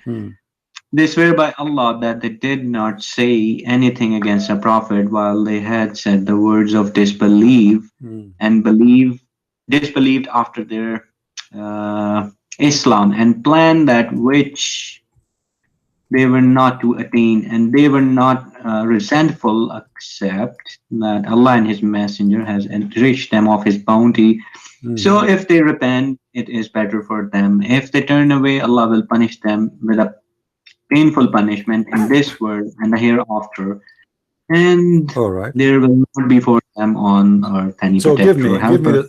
give me the solution of this. What the chapter is talking about? What do you understand based on your Quran It only? speaks of ex-Muslims that if they leave Islam, their affair is with Allah. Allah will punish them in both worlds. This is what it says. Allah will punish them, or it says we should kill them. I don't see, anything that we should kill them. What do you mean you don't see? Where does it say we should kill them? Well, it says, if you read verse number 73, it says to go and fight the unbelievers and the hypocrites. So who is the unbelievers and who is the hypocrites?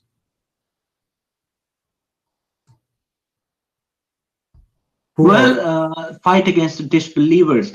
It says already disbeliever. It says hold on. The word is not qatilu or something. It says no. It says, you see the Muslim when they translate, they always fabricate, and the translation is false. This is why you yourself you don't want to accept any translation. I understand. Okay, so it says يا أيها النبي جاهد الكفار والمنافقين. Do jihad. الكفار والمنافقين. Who is the kuffar and who is al-munafiqeen? Well, the people of Makkah, they were actually kuffar, and the munafiqeen were among them pretending to be Muslims. So here the Muslim, they say to us that there is nowhere in the Quran it says kill apostate, but this verse it doesn't say anywhere kill an apostate. You just said do jihad against the kuffar and those who claim to be Muslims. Jihad means strive against them. The word is not qatilu. My friend, no, it says no, it says وَأَغْلِظْ, which means be harsh on the punishment on them. Be harsh. Jihad mean to kill them. And then he says, listen. And then I would have used precise word qatilu. Okay, let me ask you a question. Where you get that the word jihad meaning? Where the word jihad meaning coming from? What the word jihad meaning? Jihad means strive. What does that strive mean? Striving against some propaganda. How you strive? In this case, we have kuffar. Okay, how your prophet strive against the people of Mecca? What he did? By preaching the Quran. Huh? By preaching the Quran. So he did not fight them. He did not launch an attack on them. That's a different story. When he fought them, Allah said, "Qatilu." Fight them. Did he fight them or not? He did fight them. Okay. So where is the strive against them? What strive? You said it's strive. Strive is the preaching of the Quran, the reciting of the Quran. My friend, I want you to be honest with me. Do you really believe in what you just said? That the word jihad does not mean go and fight them? No, I don't believe that. But you can say in a sense that. Okay. But so he did fight them and he killed them. And you just confirm in the other verse that the Prophet Al-Khudr, he killed the child because he's going to be a kafir. So you Muslims allowed, if you have knowledge that a child, he is going to be a kafir when he grow up, you are allowed to slaughter him. Knowledge that guy was a special guy. What is special? This is a rule of God. You got no. Hold on. Allah, he sent Musa to learn from Al-Khudr. So Al-Khudr is a teacher for the Muslims, an example. And Al-Khudr, when he killed the child, he was not wrong. Do you agree? Al-Khidr is an unknown personality. He just wanted to meet us. It doesn't matter. This is not the question. This is not the question. Al-Khidr, he killed the child just because he feared when he grew up he will be a kafir, and you agreed with that. So now Al-Khidr was right according to you. He did the right thing. You did not say I condemn what he did. No, you said I agree with it. So now all what you need to kill children is to have the knowledge of Al-Khidr. Then you will kill every child. The next Goliath or something. So he saved people. Who saved who? He saved the people, his parents as well as the people. The boy could have become my friend. If I am a Christian and my son he wanna be a Muslim, you are saving the parents by killing the child from why? Why would you kill the child? Because you don't have that same knowledge. You're not the servant of Allah. So that's what I'm saying. So what I'm saying, you are saying if you Muslims have a knowledge who is going to be when he grows. By the way, the verse anywhere it says that guy was a human being. Who is a human being? Al-Khidr. Where it says it says, yeah, who cares if he's a Anyway, who he cares? could be something non-human. Could be an angel. Maybe he is not a human. All right. Okay. Now let me ask you then, Al-Khidr, is he Gilgamesh? Pardon? Do you know the story of Gilgamesh?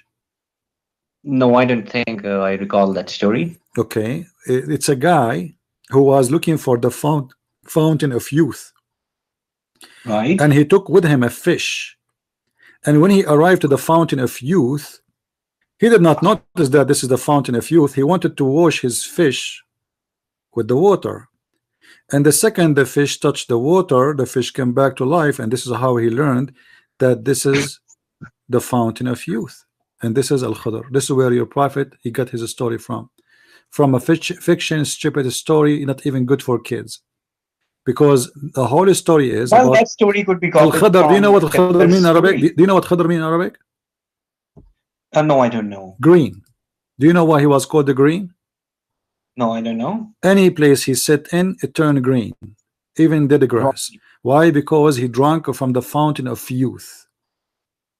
Well, that's another interpretation. He could be an angel. No, I can even show it to you from There is Islamic no concept interpretation. of fountain of Okay. youth in the Quran. Let me ask you. Shall die. Okay, he can be an angel. He can be an angel. Could be. Do could be something angels else. do angels knows the It's okay? angel. Hold on. Do angels know the unseen? No, angels do not know, but if they are in contact with Allah, of course Allah helps them out with the knowledge. Okay, let me ask you then. When Allah he wanted to create Adam, the angels they said to him, "Are you going to create someone who will do mischievement?" They were talking about who? Adam. How they know he would do mischievement? Well, to be honest with you, there are two understandings for that verses. One is it could be Satan, and the most correct one is that person is Adam. He will shed blood on. So how they know he will do mischievement? Well, they just assumed, and later on they corrected themselves that we were not correct. How they are Allah not said, correct? "I cannot tell you that you do not know what I know." How they are not correct? And Adam was kicked out of the heaven. They were right. Adam was not a good guy. He was kicked out. Well, it was always the plan of Allah. But you just said they corrected themselves later. Allah should correct himself because the one who was wrong is Allah. Allah, he told them, they told Allah, how you want to create someone to inherit the earth to do mischievement. Allah said to them, I know what you know not, which means you are wrong, and you are the one who agreed that they are wrong. But all of us we knew that it is the opposite. The angels were right, but and Adam are servants of Allah. Oh, let me ask you a question. Adam was kicked out of heaven because he was a good boy or a bad boy? He made a mistake. Does that mean? Give me an answer. Does that mean he's a good boy or a bad boy? Well, that means he was a bad boy. All right. So the angels were right and Allah was wrong. So how you believe in such a book? What? No, Allah was not wrong. He was wrong because okay, hold on. They told him that he would do mischievement. You said that Allah don't agree with them. He said to them, they actually meant by mischief the evil humans. He did all of when Allah will extract believers from them. So why then, if he is not evil and he will do evil, why he kick him out of heaven? Well, only Allah has that answer. If you are a good guy, you will be kicked out of heaven. If you are not going to do evil, your place then is in heaven. Heaven is for a place who do no evil. Evil is for a place for the earth is for a place for people who do evil. This is why we are on earth. Adam has not done any evil. Okay, let me ask you a question. All right, hold on. He did no evil, but we kick him out of heaven. I mean, what is justice? Come on, evil. He did disobey Allah. This is evil according to Islam. So don't fool yourself. If you disobey Allah, this is evil. Will take you to hell. Do you agree? Yeah. Okay. So don't say he did not do evil. Now look what happened. Allah, he wanted to convince the angels that they are wrong. What Allah did? Allah, he brought Adam. And he taught Adam all the names. Read with me carefully. Names of the angels. All right. He taught the Adam all the names, and then he told the angels, tell me the names of those things. Angels, they said to him, we cannot tell you what those names mean. We have no knowledge. What is the purpose of this? Tell them all the names and tell us all the names. What Allah is trying to accomplish? That the humans, they can learn names and they can name things. No. What they have learned. The They have question, the memory. question is not to Adam, my friend. You know, Yeah. there's birds, they can learn names too. I mean, don't fool yourself. Do you see this bird in the screen? This bird is very well The known. birds are not as intelligent All as right. humans. There's birds who repeat names and doesn't mean they are a big deal. I mean, so what mean you know read names? Allah, he taught Adam all the names, and the purpose is he examined the angels. So he said to them, tell me the names of those things if you claim that you know. You claim to know, huh? Okay, tell me the names of those things. Read with me carefully. Yeah. Allah and he taught Adam all the names. I'm reading for you from chapter 2 verse number 31. And he taught Adam all the names of all things. Then he placed them, which means the things, before the angels. So the purpose is to show them what Allah can do and how they are incapable of telling the names. And he said to them, tell me the names of these if you are right. So what the purpose of saying or making this quiz of names is, if you are right about Adam, here we go. I taught Adam the names of all those things. But he's intelligent enough and he can memorize. Let us see, let us see. I'm not talking about Adam now. I'm talking about the intelligence of your God. My friend, your God is stupid. You will notice with me in a second that how stupid he is. Read carefully. That's blasphemy. I mean, that's it doesn't matter what you think. For me, your God does not exist. But hold on. Adam, he was taught the names. Allah, now he taught the angels. Okay, tell me the names of those things if you are right. Right about what? Right about Adam. Correct? Yeah. All right. So now what the connection between tell me those names about those things and if you are right? What is the connection? The connection is he can memorize. Human being is not my friend, he is saying to them if you are right. Yeah. So what the connection? Tell me the names if you are right. Adam is not involved here now. He is placing the names, the things like the TV, computer, phone, cats, rats. He placed them all in the front of the angels, and he said to them, tell me the names of those things. Angels, they said to him, we do not know except what you told us. We cannot. And he is saying to them, tell me the names of those things if you are right. Right about what? Right about Adam, he would do mischievement. Yeah. Okay, so I agree, right? Well, I still don't know what you actually meant by what do you mean you don't fine. agree? I want you to say yes or no. The angels, they accuse Adam of doing mischievement. Allah, he made a quiz to prove them that they are wrong. So tell me all those names if you are right. Right about what? About what they mean, what they said, that he will make mischievement. Read verse number 30 and verse number 31. They said he will do mischievement. Allah, he said to them, I know what you know not. And right away, Allah, he taught Adam all the names. Not everything is shared. It's just part of you know what Allah knows. It doesn't matter. This is not the topic, my friend. I don't know how old are you. How old are you, Mr. Fuad? I'm 32. 32. You are a growing man, you know. When I was 32, like this is maybe 80 years ago, I was really a lot wiser than you. Be careful, my friend. It says that they made an accusation that he will do mischievement. Read it carefully with me, number 30. They said, wilt thou place therein one who will make mischief therein and shed blood? Allah right away said to them, he said, I know what you know not, which means shut up, you do not know what are you talking about.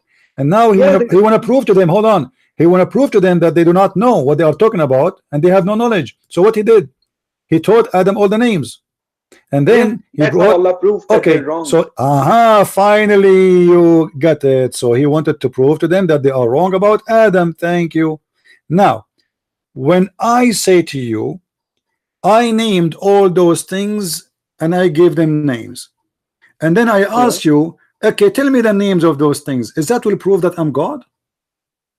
No, of course. So what the point of this stupid names game? Well, human being was a new creation. My friend, what answer? I have a cat, her name is Susu. I ask you, you are an angel, what is the name of my cat? You tell me I do not know. And then I say to you, her name is Susu. Is that a proof that I am God? Of course not. So what the point of this? This is stupid. Allah, he did the same. Allah, he did the same. Listen. Who is the one? Who is the one who gave that? Listen. The creation of Allah. My friend. No. We are talking about the names. Forget about the creation. I'm talking about the names. Allah is the one who gave those things the names, correct? Yeah. Okay. If I am the one who gave them the names, what is the miracle here I did if I am the one who gave them the names and I know the names? What about we do the opposite? Allah says to the angel, what about Allah said to the angel, okay, name those things and don't tell me the names and I will tell you their names. That would be a miracle. But I am the one who gave them the names and then I tell you the names. That would be stupid. Imagine I have a bunch of cats, a bunch of dogs, a bunch of goats, and I place them in the front of you. Understand, CP, yeah, but what? So you see, when you say Quran, my friend, when a Muslim he say Quran only. I mean, I don't have any problem with your understanding. That's fine. But you have to admit this is stupid. Don't you agree? Allah, he proved, I don't. Well, he Allah he proved what here? He proved nothing. So what if he taught Adam all the names? How he proved that he know what they know not? What is the proof? Well, the angels didn't expect Adam to name the things. No, it's not Adam. Adam just a person to show them that I taught him, and he will go. He will recite them for you. I am the one who taught him. So the point is that he is the one who knows. This is the point. So what the point? There's no point. It's stupid. This is a story. It's not even for kids, and you are a grown man, 32 years old. You want to believe in this garbage? What can you say? It makes a lot of sense to me, but you are. I mean, it's nothing. So why it makes sense to you? Explain to me. I'm listening. Why it makes sense? If you are the one who named the things, where is the miracle here? My understanding is that angels thought that human is actually a dumb creature or something made of clay and all. But no, this is not the point here. He's saying to them, I know what you know not. It's not. Yeah. He did not say Adam. He know what. He did not say. He did not say Adam. He know what you know not. He said, I know what you know not. And then when he asked them about the names, they said to him, they said, the glory to thee of the knowledge we have none. Which mean Allah, he proved to them that he is the one who have the knowledge. They admitted now we are wrong, and you are the one who said we are wrong. Wrong about what? Wrong about Adam. So the whole process here to prove them wrong, but this is not prove them wrong. This is prove them right, because Adam did mischievement. Adam was kicked out of heaven, and knowing the names by Allah is a stupid thing, because he is the one who gave the names for those things, and Allah is just playing a stupid game. It's not good even for children. Well, CP, that's your understanding. All right, you know, so, I'm going to switch. I'm going to switch. I'm going. Fuad, I don't believe that. Fuad, I'm going to switch the conversation. Yeah, sure. I don't want to investigate you no more. I want you to prove to me that the Quran is the book of God. That's a very good question. The answer I have for this is reflect on the verses of Quran. If you find them that it's from Allah and it has no contradiction, then it's fine, it's from Allah. If you find mistakes, then what can I do? Because Allah says in the Quran, Allah will mislead the disbelievers with this Quran. Allah will increase them in error. Guys, did you hear it? Did you hear it? Allah will mislead the disbelievers. If we go in the Quran, chapter 4, verse number 88, it says, وَمَنْ يُضْلِلُ اللَّهَ فَلَنْ تَجِدَ لَهُ سَبِيلًا. And the one who Allah deceive, nobody can guide. And we just heard our friend here, Mr. Fuad, saying, well, obviously, Allah, he will mislead the unbelievers by the Quran. So this Quran is not to guide you. This Quran is to mislead you. This is the book of the devil. Not for everybody. That's why Allah says no. You said everybody heard you. Fuad, everybody heard you saying Allah will mislead the disbeliever, correct? Yes. Okay. That's correct. So, but when the Quran came, there was no believer except Muhammad. Yeah. So Allah, he will mislead the disbelievers, all of them, which mean all the Muslims, which mean all of you, because at that time there was 0 Muslim when he said that. So Allah will mislead all the disbelievers, but the only believer at that time, it was Muhammad. You can say that. So Muhammad is the first to deceive. No, Muhammad was a Muslim. He submitted. No, He Muhammad believed was in not the a Muslim, Quran my friend. alone. Those who believe in the Muhammad, Hadith were not Muslims, they're oh, hold mushrikeen. on. Muhammad was not a Muslim. Read with me carefully. You know? Yeah. Yeah. In the Quran, it says that Allah, he found Muhammad lost and he guided. He was lost. Okay, what does that I mean? know that verse. What does Allah that mean? made him self-sufficient as well. What does that mean? He was dalan. Muhammad was lost. He was an orphan and lost. Allah guided him. Orphan doesn't make you lost, my friend. Orphan is, you are just an orphan. He was an orphan and also lost. Lost and also, which means in a lost religious in sense, lost he in was which lost. way? Lost in which way? Religious way. All right, thank you. So he was a disbeliever too. Yeah. Okay. I mean, So if it's so in the why? Quran, that's So it. how I will Allah? not- So how Allah will misguide by the Quran? Will deceive by the Quran the disbelievers? If Muhammad himself was a disbeliever. Allah does not say every single disbeliever will be misled by the Quran. Ah, so Allah, he made a book, and this book is a magical book. Some people they will be deceived by this book, and some people they will be guided by this book. Yeah. So what the point? Why this book? This book is not from God. Allah, and we should do what Allah says. What Allah said. That you should do salah, you should do zakat, This is what will make you go to heaven. and do good deeds, help the poor, orphans. Okay, but this will take you to heaven. Yeah, this is all that will take us to heaven. Okay, how you help Everything that- how you help how you help the orphan? Well, just look after them, help them out. How with, how you help them?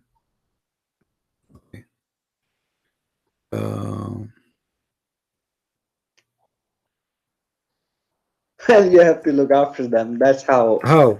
No, you need to tell me should how. donate How money to is the that? poor Is that as by well. having sex with them? Is that by having sex with them? No way. Okay. Well, the Quran says that. Quran says you can marry 1, 2, 3, or 4 of them. Okay. What about the orphan? Which verse is speaking about the orphan in the Quran?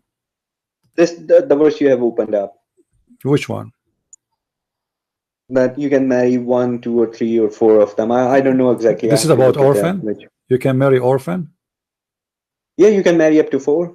But they are orphan, they are kids. No, when they grow up, of course. Ah, I thought you are helping the orphan. This is if they are growing up already, my friend. If they are growing up already, they are not orphan. Consuming their property into they are not property. orphan. They are not orphan. Not orphan. And listen. In the Quran, your book saying that Muhammad, he don't know what faith is. What was the religion of Muhammad? Well, he was lost. That's all Quran says. What his religion was? He was an atheist. Yeah, Quran does not speak of it. Okay, what do you think? At that time, people they used to worship Al-Lat and Al-Uzza. Maybe he didn't believe in anything. He was just lost, and he was not a mushrik. Allah has never called him a mushrik. Allah called him lost. Okay. You see, when you quote for me the chapter of An-Najm, it says that your friend, he was not misguided. Why it says what he was not misguided when the Quran was revealed to him, of course. Have you ever heard have you ever heard of the satanic verses? Pardon? Have you ever heard of the satanic verses? I mean, come on, CP, even you know that Allah is questioning, do you believe in Allah, Tuzat, and Al-Manat? No, I'm asking you, do you? That does not say you should okay, but the them. Quran confirmed that Allah, he received satanic verses. I mean, come on, you can do better than that. Well, here we go. It's in front of you, chapter 22, verse number 52.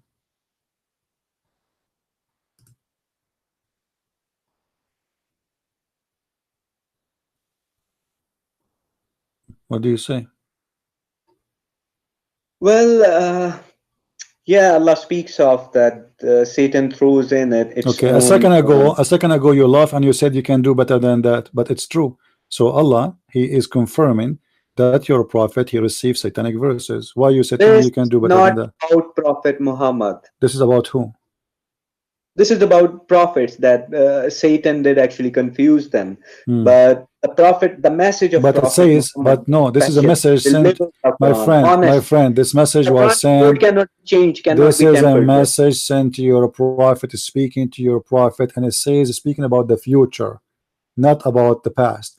But Allah will cancel anything.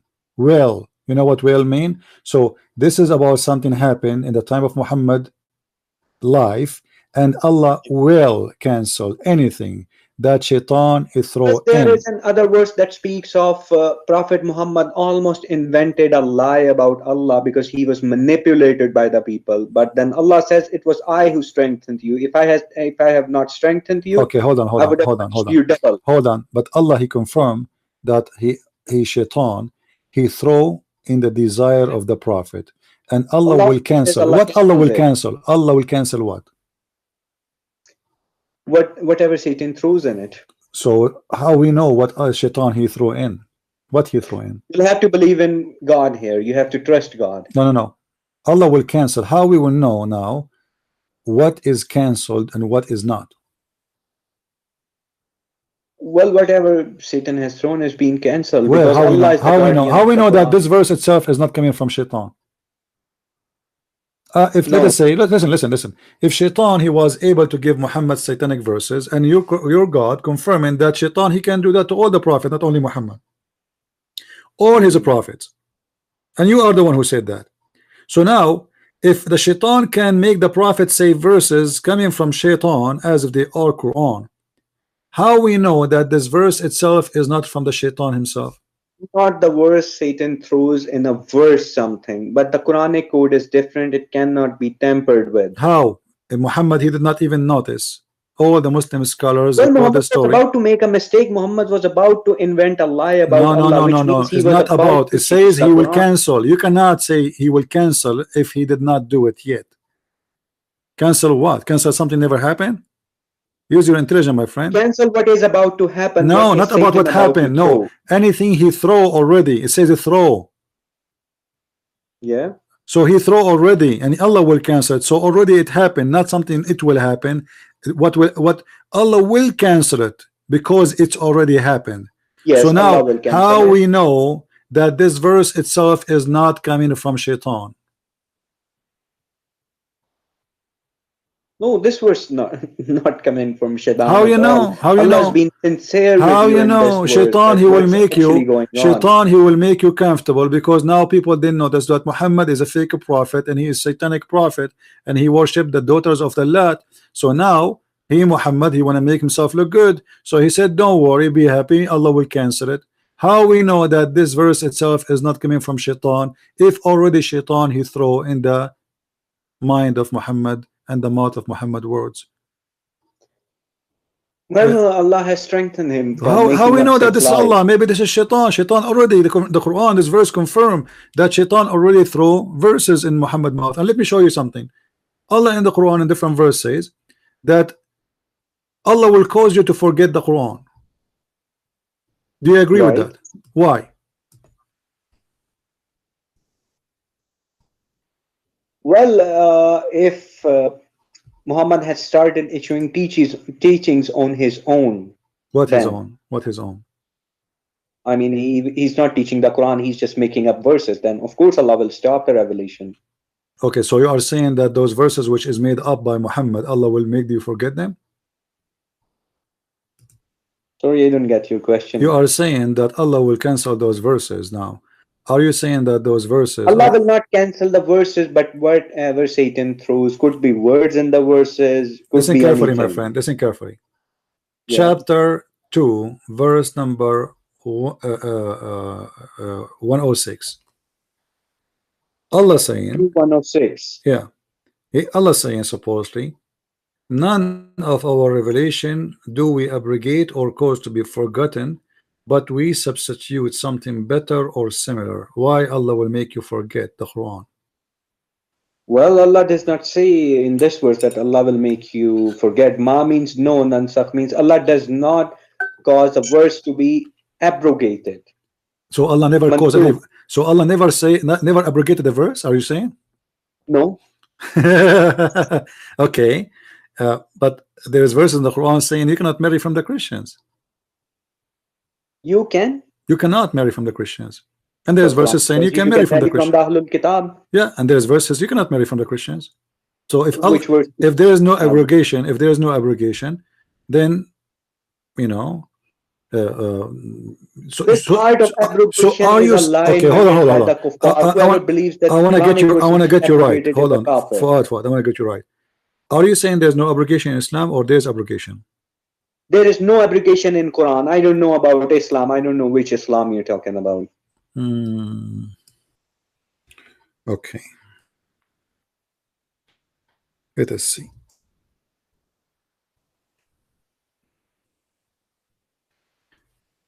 The verse in the front of you, it says, وَلَا تَنْكَحُوا الْمُشْرِكَاتَ حَتَّى يُؤْمِنَّ وَالْأَمَى الْمُؤْمِنَ خَيْرٌ مِنْ مُشْرِكَةٍ.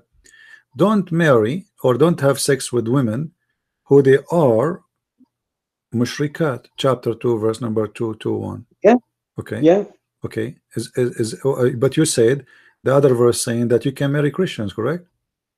It says you can marry those Christians who are virgin. Where it says that? Let me Virgins. look it for you. Virgins. This Where is it says Allah have made food of Ahlul Kitab lawful for you. And yeah, let me check.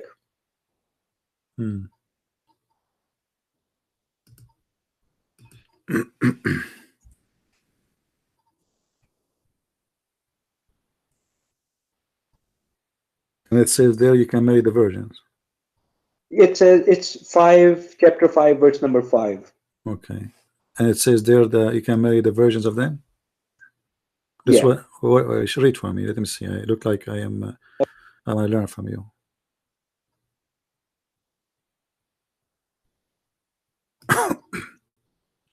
Virgin believers of the book. Really? Where it says the word Yeah. virgins? Wal muhsanatu minal mu'minati. Uh-huh. I mean, this is where it says in the verse. Where is the word? Where is the word? Where is the word virgin? Wal muhsanatu means virgin. That's from the same verse which you see, used, my friend. My friend. Before I told you the word muhsanat. It means the married women. So the mother of Christ was a married woman because Allah calls her muhsanat. Okay. Here you are saying it's mean the virgins, correct? It means virgin. No, it's mean that those no, in the muhsanat, it's simply the word mean that those who protect themselves, they guard themselves, which means they are not women. Guard themselves. That you can say. Yeah, of course, but not means virgin. But not virgin. No, not it can be a virgin, but have nothing to do with virgin. However, listen, it's forbidden for you in this verse in the front of us to marry from non-believers. Do you agree? Chapter 2, verse number 22. Mushrikeen, it says mushrikeen. Yes, mushrikeen is not the Christian. Allah has nowhere in the Quran said Christians are mushrikeen. Are you sure? Yeah. So what worshiping Jesus with God mean? Are they mushrikeen or not? Those who believe I am one of three is a kafir. They have done kufr. So what mushrik mean? Mushrik means one who sets abominations to God, one who associates with Allah. Okay, so Jesus, let us say the Christian, they worship beside Allah, Jesus. Is that mushrik or no? Oh, you believe that Jesus is God, so you're just... Well, those the Christians, my friend. The Christian you are talking about, they believe in Jesus as God too. What are you talking about? Jesus as God, yeah, that's fine. Jesus is God. So how come that's shirk? Okay, well, the Quran says that the Messiah is one of three, and one of them is Allah. Those who say that God is one of three are kuffar. They have committed kufr. So they are not mushrikeen. No, they're not mushrikeen. But now they have at least three gods according to you in Islam, the Quran. They have Mary and Allah and Jesus. Are they mushrikeen or not?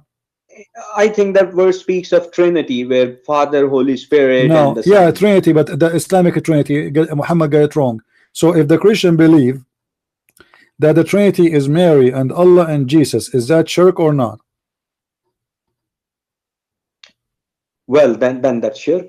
Okay, so why you are saying to me there's no abrogation? Because this verse says you cannot have a woman, she is from the Well, mushrikeen. this verse forbids you from My mushrik. friend, Not obviously, Ahlul.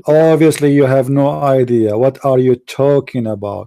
The Quran is, all of it is about abrogation. There's tons of verses in the Quran abrogated. No, that's a lie. Never ever a verse of the Quran has been abrogated. Really? Okay, hold on. Yeah. Okay. If we go and we see, is the alcohol forbidden in Islam?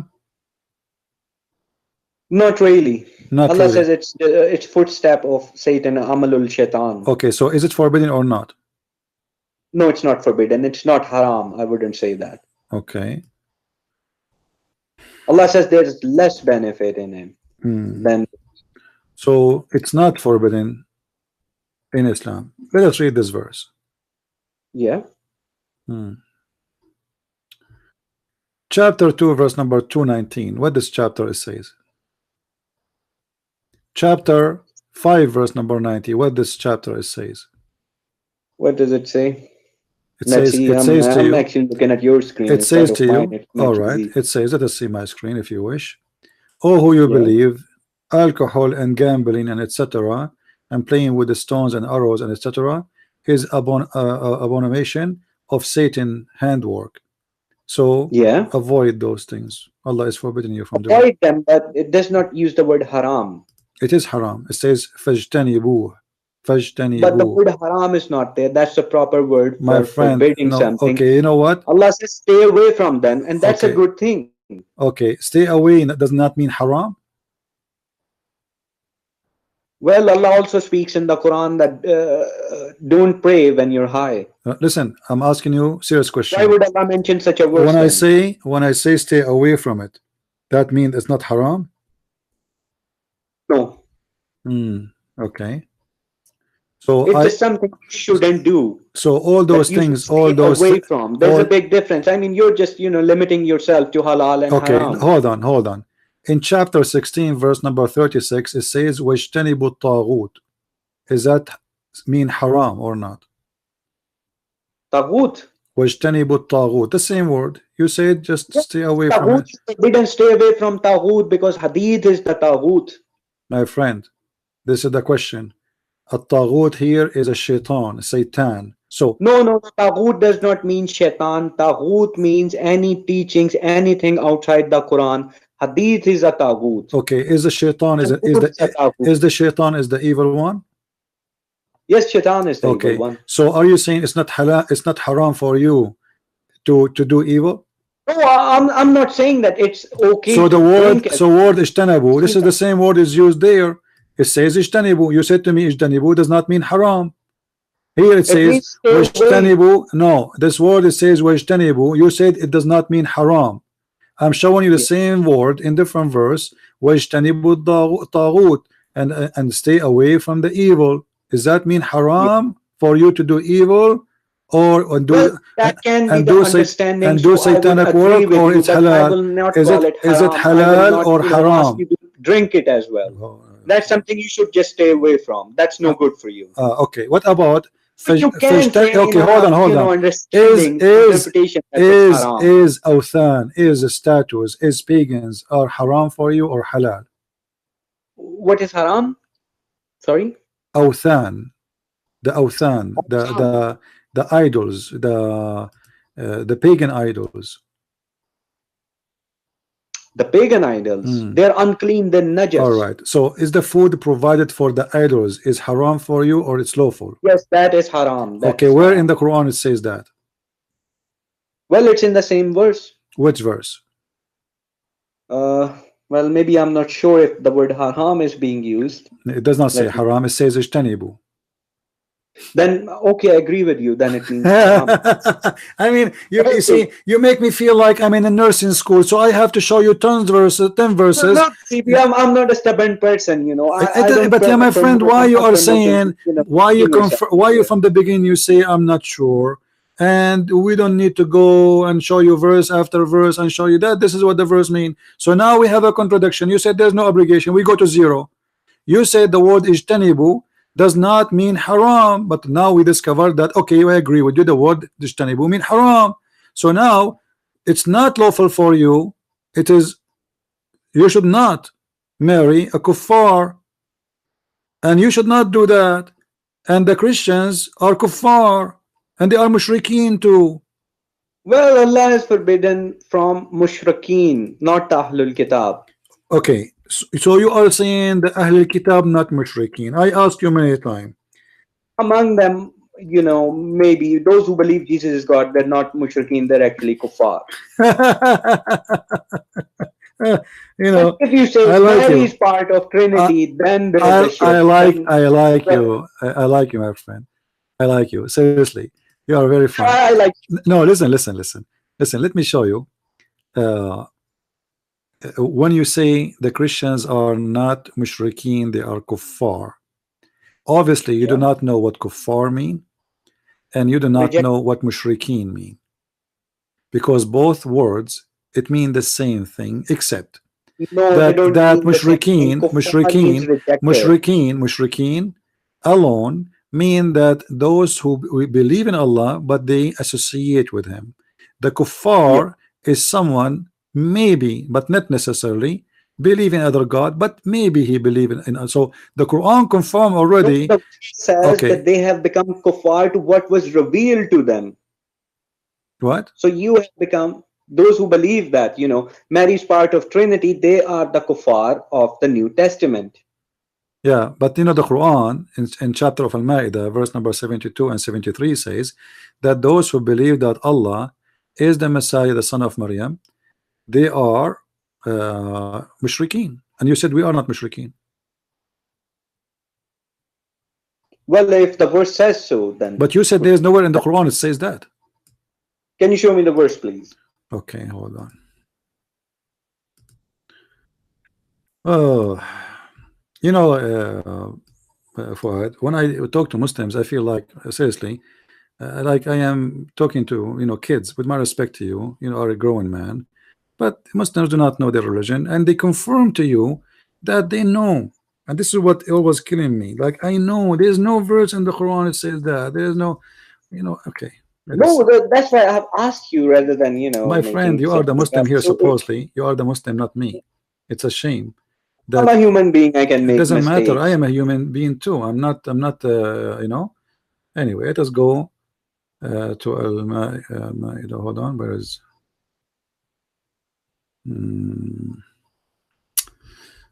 All right.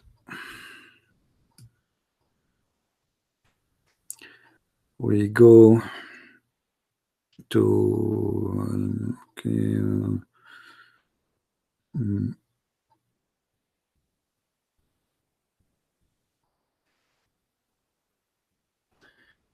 All right.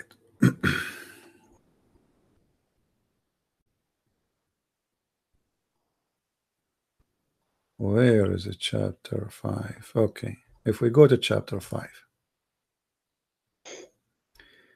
لقد كفر الله الذين قالوا إن الله ثالث ثلاثة. Those who they say that Allah is one of three, they are kuffar.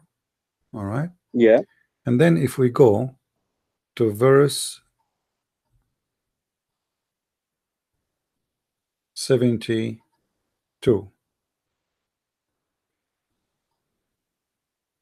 Here we go. لقد كفر الذين قالوا إن الله هو المسيح ابن مريم وقال المسيح يا Just بني hold a إسرائيل. second, please. All right. Let me mute you for a second. Okay. Are you back?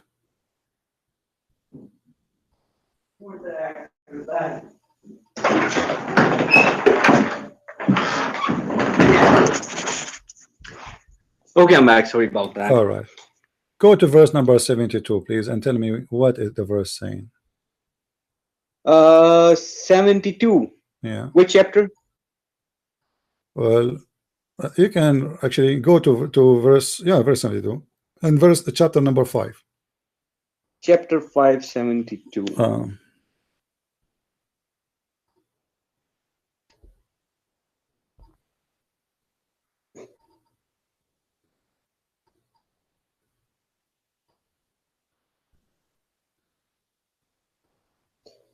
Yeah, I do agree with you. It does speak of different bands of Christians. Some are mushrik. No, there's not some. And This is all of them. They are mushrik according to Islam, and they are kuffar.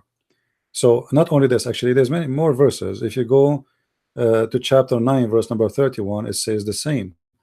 It says that those who worship their monks and rabbis instead of worshiping Allah and the Messiah, blah blah blah, and then it says, they are mushrikeen. So you are just ignoring many verses in the Quran, and you believe that you are the one who knows, but in fact this is not true. So now we go back to zero.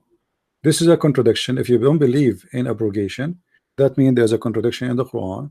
For the Quran says no, that's totally wrong. The abrogation, there's no abrogation in the Quran. So how you cannot marry a believer, but you can marry a believer and a non-believer? How you can one verse says you cannot marry a non-believer? Huh? Well, you cannot marry such a Christian. The Christian who believes in the Bible and who believes. We believe in Jesus as God. No, the one who does not believe Jesus. There is not even a single Christian, my friend. What are you talking about? If you are a Christian, you don't believe in Jesus as God, you are no Christian. And the Jews are mushrikeen too. Obviously, you have no idea what your book is about. Don't you know that the Jews believe that they have a son of God too? They have given that ideology up, so they're not mushriks anymore. Who is that? What do you mean not Muslims mushrik anymore?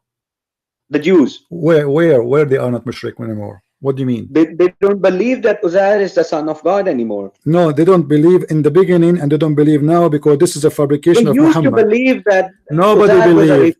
This is my friend, this is a stupid mistake of your prophet. There's nobody in the world of the Jews ever heard of someone his name is Uzair, and they worship a guy his name is Uzair. Where is Uzair? Who is Uzair? Nobody of the Jews worshipped him. Nobody. No, it says no. وقالت اليهود. No, listen carefully. وقالت اليهود وعزير ابن الله. They worship him as a son of God, and this is in chapter 9, verse number 30, and this is in the time of Muhammad supposedly, but not even a single Jew believe in that. Well, they gave up this ideology. Where you mean? When do you mean give up? Give me proof. Where do you get this from? Show me one copy of the Torah. So it's false. It's false. It's a lie. Whatever the Quran says, it is a lie. It's a lie. So you see, you take the Quran over all the manuscript of the Jews. The Jews, they have manuscript go to thousands of years, and you refuse all the manuscript, and you accept a guy who came 600 years. History's been manipulated and written by. So how you know that this is not?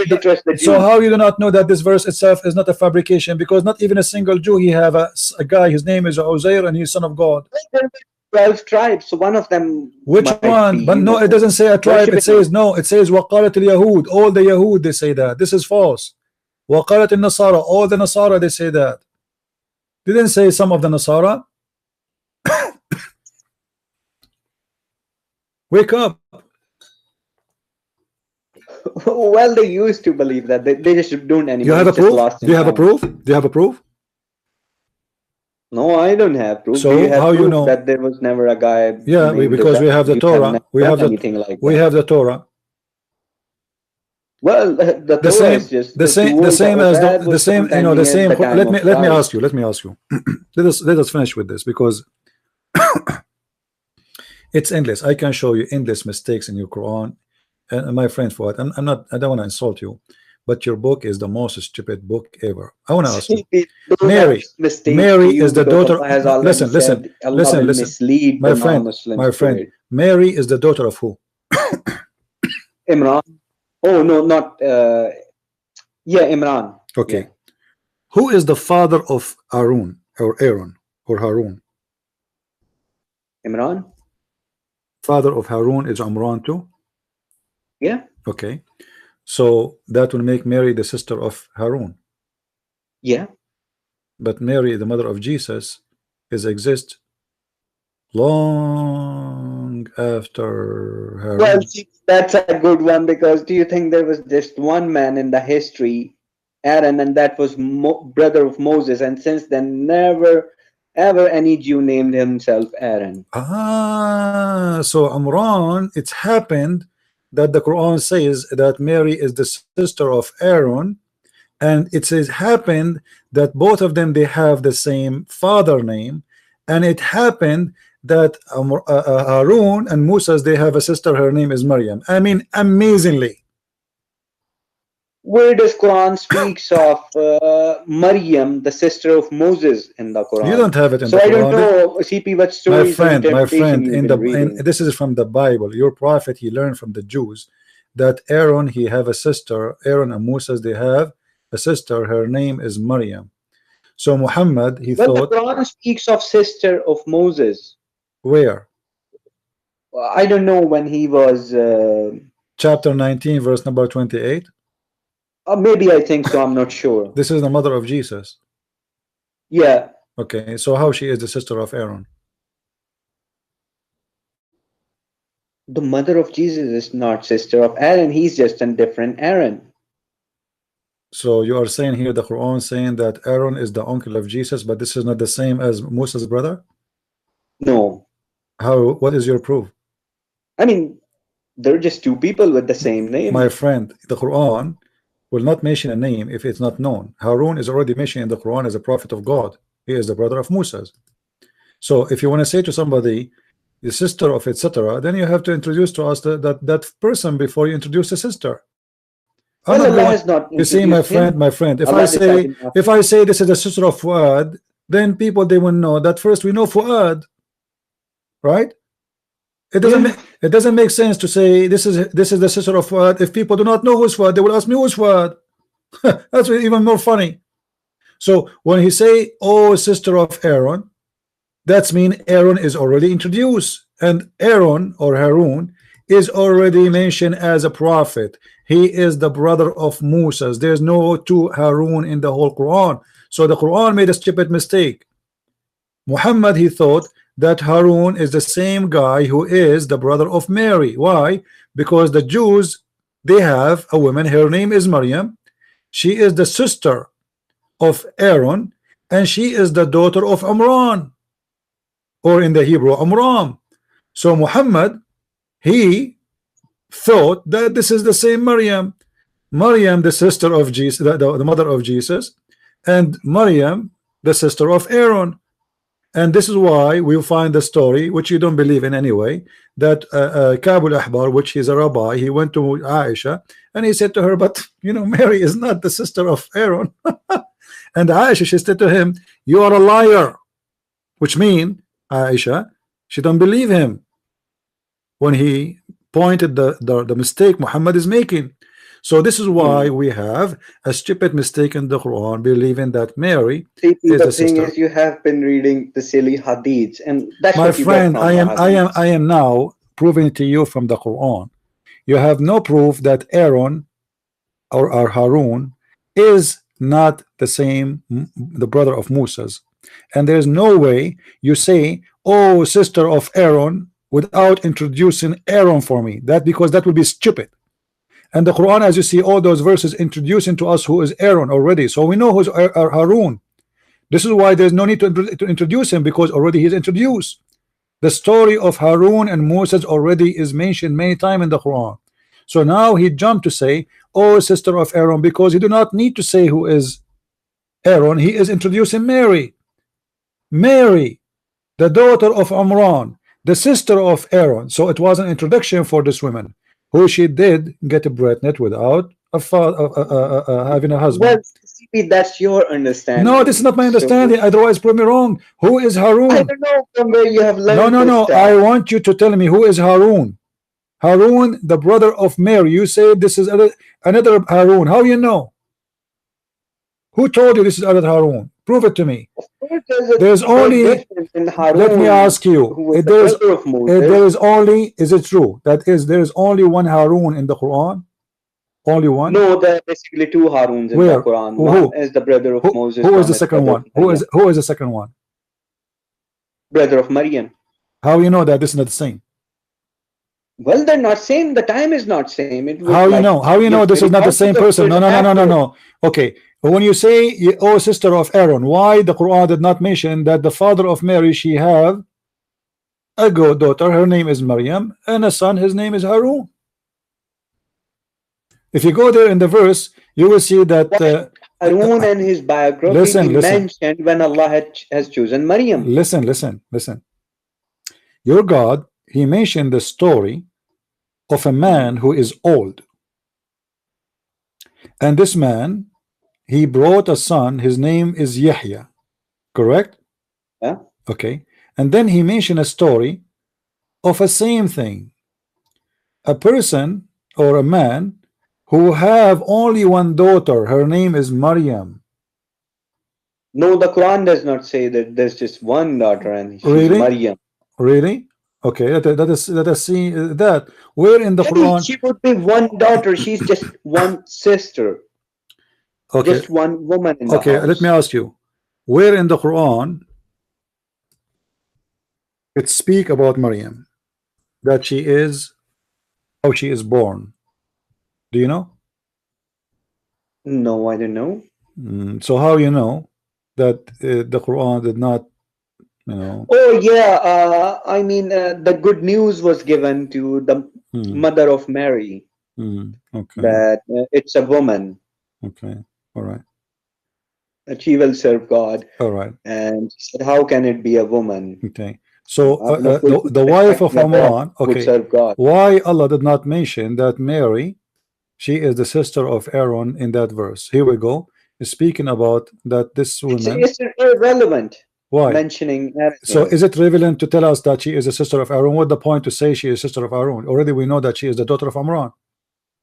We can say daughter of Amran. Maybe Harun is her younger brother or something. Why? Okay, why you are mentioning his name anyway? What the point if there is no point?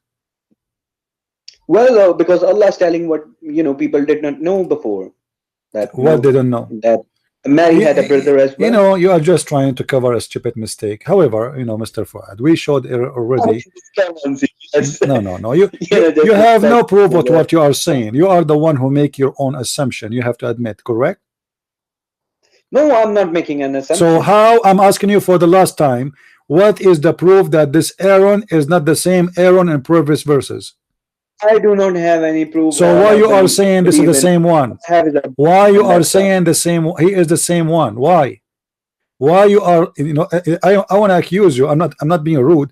I am accusing you of fabrication now. I am accusing you of fabrication because you should not say something you are not sure from. So I'm asking you for the last time. Are you sure? Do you have any evidence that this is not the same Harun, which is the brother of Moses? Well, no, I don't have any evidence. I'll be honest. So why you are saying that to me? It's a matter of belief. Okay, why you are saying that to me? If you have no evidence, that means you have nothing. Well, you're following. No. So you see, you are the one is following. Why you are saying to me this is not the same person? I believe that there could be lying to yourself. No, you ever named his son Aaron. You are lying. You are. This is what you are doing. You are just lying to yourself, ashamed of your Quran, trying to avoid the problem that your God even simple things you do not know. It's okay, CP, just relax. I mean, let's just stop. Well, for us, my friend, we have enough people. They watch already. It's recorded, and you admitted from the beginning that your God, he do not know even which one he created first, and we showed you tons of mistakes, and you agree with them. And each time I correct you, you say, okay, you are right. Let us go back, and we go back to zero. So I want to say to you, I feel sorry for you, Quran people, because simply you are Quran only for a very simple reason. For you are ashamed of your prophet speeches. You have to admit. So in order, that's a lie. That's a lie. So why you are hadith only? Why you are hadith only? Why you are? I just believe in the Quran alone, and that's it. Islam is from the Quran alone. So Allah says, what hadith you believe in after the verses of Allah? Yeah. So when Allah he says the sun is set in the murky water, that is what Allah is saying, right? That's proof that Muhammad is a prophet. The sun set in the murky water. Then we go to the hadith. We found the hadith confirming the Quran, and that will make it more embarrassing because now you cannot play around and say, oh, it doesn't mean that. So what we can do? Well, Allah in the Quran says the sun set in the murky water. Well, CP, it says clearly in the Quran, Tilka ayatullahi نتلوها عليك بالحق فبأي حديث بعد الله وآياته يؤمنون. What does that mean? What is that? What is the recited point in of this verse? What is the point of this verse? If Allah, He is saying the sun set in a murky water. Well, CP, how would you explain, you know, a place or something to a person 1400 years ago? Maybe So 2,000, Allah 3,000 have years to ago? compromise. You know, Allah, you would of course are you will saying see to the me? sun set Okay, in you are. murky waters. All right, you are saying that Allah, He. And when you see the sunset, that means you have reached that place. So Allah, He was speaking to naive people, playing naive with them. Yeah, of course, Allah is not going to give them Google coordinates or something. But nobody is asking Allah to say the sun set in murky water. You don't have to say so. Why He is giving them wrong information? Well, that's not the wrong information. What do you mean that wrong information? Do the sun set in murky water? No, it seems like. That's metaphorical. It doesn't say it seems like. It says فَوَجَدَهَا, and he found it. Yeah. Hmm? Did he really found it? Did he really found the sun setting in murky water? If I say it seems like the sun is setting. it doesn't say it seemed like, my friend. Stop fooling yourself. It says حتى إذا بلغ مغرب الشمس, until he reach.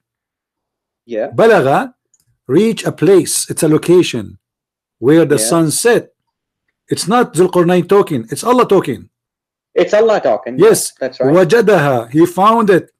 It's Allah talking still. He found it. So Allah reporting a fact. He found it sitting in hot murky water. And ووجد عندها قوما, and he found next to it people.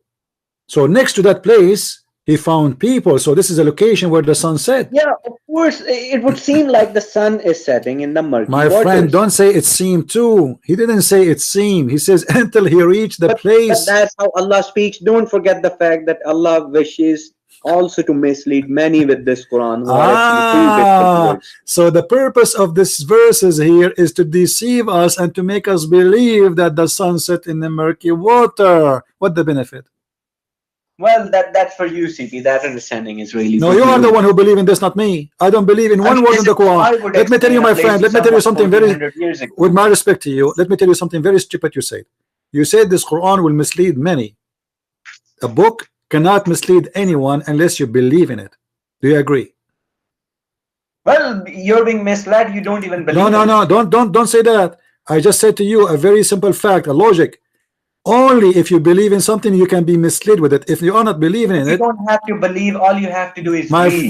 My friend, if you are not believing in this book, you are already misled supposedly. So why the Quran is going to mislead me? This book from your mouth is the one who will mislead you, because you Muslims only believe in it. Now you just admitted that your God is fooling us, making us believe that the sun set in the murky water. What kind of God this God is? Well, CP, I've given you my explanation. I don't know what you actually, want to prove. You gave me the explanation. Explanation is very clear. You said to me that yes, he said that to mislead you. Yes, but that's how you explain a situation 1400 years ago. So Allah 1400 years ago, he was working full time as the devil. So he starts saying to us fiction lie story that the sun set in the murky water. He found where the sun rise, he found where the sun set, and he built a dam between the people of Gog and Magog, and fictions and flying. If the sun sets towards the mountains, then I would say sun is setting in the mountains. My friend, no. He is saying it clearly, the sun where it's set. In a murky water. Like. No, it doesn't say it seemed, and you admitted it doesn't say it seemed like. He said he found it. He is reporting a fact. When I say and I found it, it's mean I'm repeating. I'm stating a fact. If I say to you, I went to the room and I found my dog barking, that's mean I found. This is what I found. It's a fact.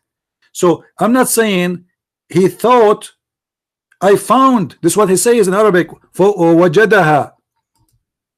وجدها تغرب في عين حمئة ووجد. He repeat again the fact. ووجد عندها قوما, and he found next to it people. So it's a location where the sun set. Indaha, imagine it says Indaha, which means and the Shams next to the sun. Imagine, guys, next to the sun, where the sun set next to the sun, he found people live there. You know, and those people, they ask Zulqarnain, which is coming the story from Alexander the Great, fiction story, to build for them a dam, because there is people, they are called the people of Gog and Magog, and those people, they are very evil, and they want you to build a dam between us and them, and then they will not be able to go and destroy the earth. And according to Islam, there is a dam until now exists, and this dam is holding the Gog and Magog people, and Gog and Magog, they are like ants, like by trillions, not billions. Can I ask you, Mr. Fuad, as long we are here, where we can find this dam and Gog and Magog? Pardon? Where we can find the dam which built by Alexander the Great or Zulqarnain and Gog and Magog? Where we can find Gog and Magog? I don't think we can find it. Well, Allah so has why? hidden it. It will be broken on the day of judgment. Ah, they are hidden, but this is a mountain where the sun set. Yeah, it's in between. It might be covered or something. Maybe humans can, find it. Just like the Ashabul Kahf. Guys, Allah, he hide them. But remember, my friend, this is a big dam between two huge mountains made from copper and iron. How you can hide Thousands that? of years ago, don't forget that. It might be covered in dust or something, maybe mountains now. And now what happened to the people of Gog and Magog? They're still alive inside. By billions. Inside Could be. where? Inside I where? don't know. Inside where? Inside the dam. Where? How big this dam to have billions of people there? I don't know. Allah also says that when the dam is broken, they will descend from every elevation. So I don't know. Must be true story. Do you think that this dam is in Somalia? Could be in Turkey somewhere near the Dead Sea. Or In Turkey? So I don't think it's. Are you Somalia. saying that? That's an assumption, by the way. Okay. I'll Are be you honest with you, I don't know. are you saying this? Allahu Alam. Are you saying the sun set in Turkey? No, I mean the murky water. It could be the Dead Sea. The Dead Sea is not in Turkey, my friend. It's near somewhere. It's around. It's around. Yeah, the Dead Sea. The Dead Sea is the murky water. Okay. Well, anyway, thank you, Mr. Fuad, for calling us. Was happy. By the way, we have just one, request for you that making fun of the Quran. That's not the right track. Muslims, they don't believe in the Quran anymore. You know that Sunnis do not even know the Quran. My friend, hadith, I'm not making fun of the Quran. The Quran is the book of the devil, and it is the enemy of mankind. This is an evil book, teaching man to beat his wife, teaching man to have sex with the children. If it's your way of taking revenge on the Muslims or something. I'm not taking revenge of anyone, my friend. I'm trying to save you, my friend. I'm not revenging from you. I'm not fighting you. I'm not killing you. I'm helping you to see that this is a devilish book, a book who promise you that when you go to heaven, you are going to have women restrained for you in your tent. I mean, what kind of God this God is? This is not even a pimp from Las Vegas. I do not need women restrained in my tent. What kind of a promise this promise? What kind of God? Listen, what kind of God he promised me a couch in heaven? Are you serious? I will go to heaven. Imagine the American, they send me in a spaceship and I travel for 80,000-90,000 years of flight, and then I arrive to the heaven, and then I found that waiting for me there's a couch and a pillow. What kind of God he promised me a pillow? And this pillow, and this pillow, listen, and this pillow, and as big as the heavens. Listen. Do you know where is your sheet made in? Do you know the sheet of your pillow is made where? The cover of your pillow. Do you know? No, what do you mean? It's made in Iran. You know what kind of God he promised me? Promised me a sheet made in Iran. What is that? What kind of God? My friend, come to my house, huh? I will walk in the street and I will show you how many couch you can see in my area. People they throw every weekend and nobody take it. A God, he promised me a couch. Do you think he is God? Do you think really is God? God has promised you Jannah as big as the heavens you see. My friend, I'm not talking about the heaven, how big it is. I'm talking about that this heaven, Allah promised me in it a couch. No, arsh does not mean a couch. What do you mean? It means, you know, Allah will give you rank, Allah will give you house, just like Mary prayed to Allah that, you know, build my house next to yours. That does not mean Allah will give her a couch or something. That's just metaphorical. Really? Metaphorical? Ah, okay. Well, I don't know. There it says that you will be reclining in those couches, and Allah, he is going to provide you with those couches, which is covered by sheet made in Iran. It's called, from a fabric, it's called istabraq. Is that true? Made in Iran. Iran, yeah, it says there istabraq. Istabraq is a fabric made in Iran. You think I'm joking with you? What do you say? Seems like. Okay, I'm not joking. Hey, the verse in the front of you, chapter 55, verse number 54. So what do you say? What kind of God he promised me? Chairs, couches, Well, life of luxury pillows, he promises you. and you will wear a bracelet made from gold. Is that correct? Well, I think so. I'm not sure about that. Why you want to wear a bracelet? What is the price of gold in heaven? Allah says you can have anything you wish for. No. He is going. No, he is, no. It's not about you will have. He will make you wear them. Why he will make you wear bracelet from gold?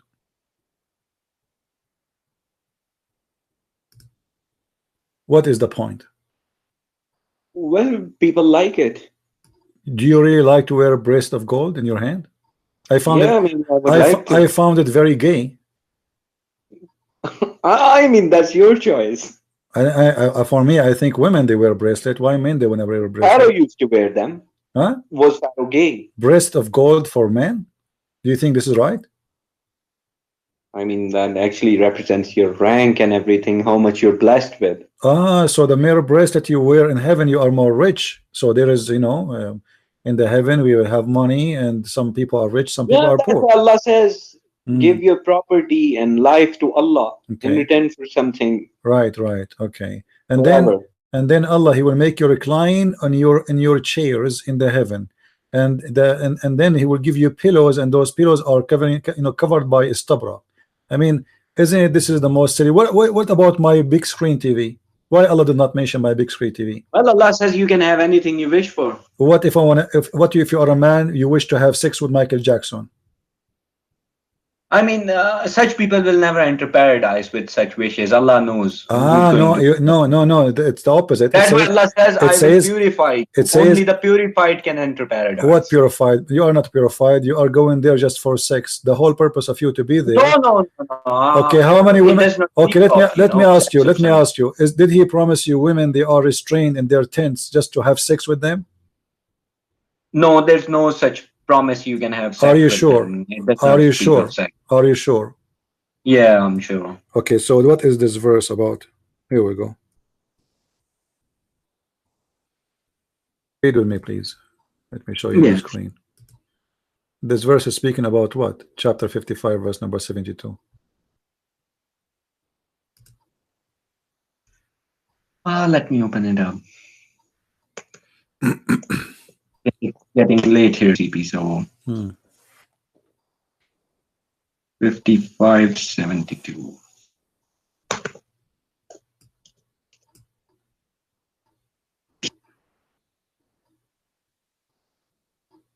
Fair ones reserved in pavilion.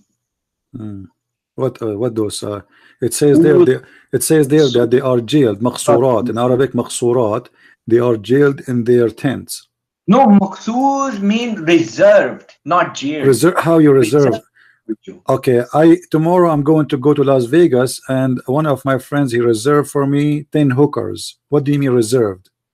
But That just mean reserved. They're just reserved for you. No, but, my friend, you the know, word, restraining or chaining, that's a the bit too word far. maqsurat is It coming doesn't from the find word. in way The as word restraint some, you know, maqsurat is woman coming for from you. the word maqsur, which means they are jailed. And you can read all the Muslim translation, starting from Yusuf Ali, Shakir. It is about women who they are jailed, and those women, they are only for those men. I mean, something's wrong with those translators. That's totally Okay, wrong. what the It means translation you agree with, my friend? Maqsoor, What is especially for you. what is I mean, we do have this word in Urdu okay? as well. Okay, what is the translation you accept? Who is the translator you like? I would accept the Arabic word as it is because it's part of But you do Urdu not as speak well. Arabic. Do you speak Arabic? How you accept the Arabic as it is, but you don't speak Arabic? No, I don't speak Arabic. We do have words from Arabic in Urdu, so it's similar. My friend, you don't speak Arabic, but you do not know. And those translators, all of them, they are liars. Look, CB, that's why we're Quran alone. You know, Muslim, we just believe in the Quran alone. What do you mean? Here we go. This is Reserved. my I friend. think the word change is This not is there. The word this is Arabic. this is the Quran only. This is your Islamic website. It says restrained. No, Maqsura. restraint. Even you know that. Just be honest. What? The word maqsoor does not mean restraint. It's mean that. Do you want? It means Do you want? reserved for you, Do you just want for me? you. Don't you? Do you want me to show you in Arabic dictionary? English Do you translation want me to booking. show you, my friend? Do you want me to show you in Arabic dictionary? Not only that. Arabic dictionary All that you listen, don't listen, believe in listen. Arabic dictionary. You are a Quran only, but you cannot say to me you don't accept interpretation of the Quran, correct? When it comes to Quran Arabic dictionary, Let me ask you. it's Let a me joke. ask you. It's been done by the Let devil. me ask you. The interpretation of the Quran made by the scholar, is it wrong? Yeah, that's totally wrong. Why? Well, he's injecting stuff that's not actually there. No, I And mean then the Quran- word meaning. they have I mean turned if we into go random the verses of Quran, if we go and we see what the word maqsuratun mean according to the Islamic scholars, they agree with me. So why forget about hadith? We are not asking you to believe in hadith. Why all of them? Why all of them? Those are the scholars in Arabic. Why all of them agree with me that the word maqsurat is mean restrained and they are jailed in their tents just for you? Well, something's wrong with them, I think. All of them. Yeah. And you are the one. Something's wrong with them. And you are the They only have a one who knows. perverted mind. Yeah, you are the guy from Pakistan who knows more than the Arab scholars. Yeah, I think so. Seems like when oh. it comes to this word. Yeah, I think maybe because of the curry you eat, the Arab are not doing good job. We need to switch to curry, right? Yeah. Come on, Anyway, Come on, you're getting personal now, but that's no, fine. no, I have nothing. I don't think I'm speaking against Indian. I have a lot of Indian friends, but what you are saying is very unlogical. All the Arab scholars, all the Arab scholars, listen, all the Arab scholars, and they are Muslims, they speak Arabic. They are scholars, like I'm talking about the old days, not like somebody came yesterday speaking today. All of them, they give the same meaning for the word. Forget about hadith. I'm talking about hadith. Why they are getting the same meaning, the wrong meaning according to you? You have no understanding. So we don't believe in them because Muslims, it's not believe in them. You don't have to believe in them, my friend. This is Arabic. This is a pure Arabic. Have nothing to do with believing in them or rejecting them. This is Arabic. There's no point of saying to you what the word meaning in a wrong way if this is not it is. And when all of them agree that this is what it's mean, this is what it's mean. So well, that's their poor understanding of the Quran that has led to wars, chaos, and violence. My friend, that's your Quran is the book of violence. This is your Quran says. Quran okay, let me ask you. Do you agree? Do you agree with cutting hands and legs of people from opposite direction? No, I do not agree. Why do you not agree? No, I just don't agree. That's just crazy. Why? What's because that's crazy. Why would I chop someone's hands and feet off? Why not? Why should I? Why? Tell me why you say crazy. Why you are saying crazy? Explain to me. That's just crazy. If I just go out and just chop people off for being non-Muslims, that's just crazy. Okay, what if somebody is doing something wrong? He is a thief. Is it okay to cut his foot? No. Why no? No, you can cut off his hands. Why? Well, that will be a little too far. That's dangerous. So this is not from Islam? No, this is not from Islam. So if somebody he stole something, we don't cut his hand, or somebody he did a crime, we don't cut his hand and his feet. No. Okay. So how you explain this verse to me? Yeah, sure. Bring up the verse. Hmm. I know the verse you're going to bring up. There's now you know. Now you remember it, right? إنما جزاء الذين يحاربون الله ورسوله ويسعون في الأرض فسادا أن يقتلوا أو يصلبوا أو تقطع أيديهم وأرجلهم من خلاف. You said you don't agree with that. You said this is crazy. You said this is so far. Okay, where's the word chop off their hands? Where's that? It says أو تقطع أيديهم وأرجلهم من خلاف, which means if you cut the right hand, you cut the left leg with it. Well, CP, that's in self-defense. What self-defense? They are my friend. They are. This is about thieves. What self-defense? What self-defense? What are you talking about? Right, this verse is about the. My friend. You are the one who said this is so far just a minute ago because you never thought it's in the Quran, and now you remember. Oh, there's something in the Quran. So let me. Verse is this, please. Listen. Please. This is about. This is the punishment of thief in Islam. Yeah, we can discuss this verse. Can you please give me the verse number? All right. This is chapter 5, verse number 33. Verse number 33. Yeah. Self-defense, you don't cut the hand of person because already he is your prisoner. You don't put him in. It's not about the verse 533, right? Yeah. Indeed, the penalty for those who wage war against Allah and His Messenger. I mean, it's not about the thieves. Just come on, CP. What about peace? What peace? Here the waging. My friend, waging war in Islam is doing any kind of mischief according to against the teaching of Islam, and specifically here. Okay, what is the punishment of theft in Islam then? In punishment in Islam for theft is you should put cuts on the hand so that people know by the marks. What you just said? You cutting the hand? No, I didn't say cutting the hand. So what the punishment? What is the punishment? The punishment is to put a mark on the hand, just a cut. Where you get this from? Where you get this from? Well, it's from the Quran. Just bring up that exact verse. Show me. Yeah, can you bring that exact verse? Because this verse is some other verse. Where word? What? I want to learn from you. Where in the Quran it says that the one who is a thief mark his hand, don't cut his hand? Show me. Can you bring the verse about the thief? About what? About the thief. This is the verse about the thief.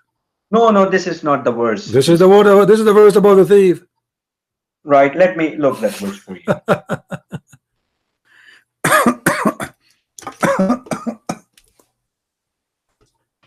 Oh.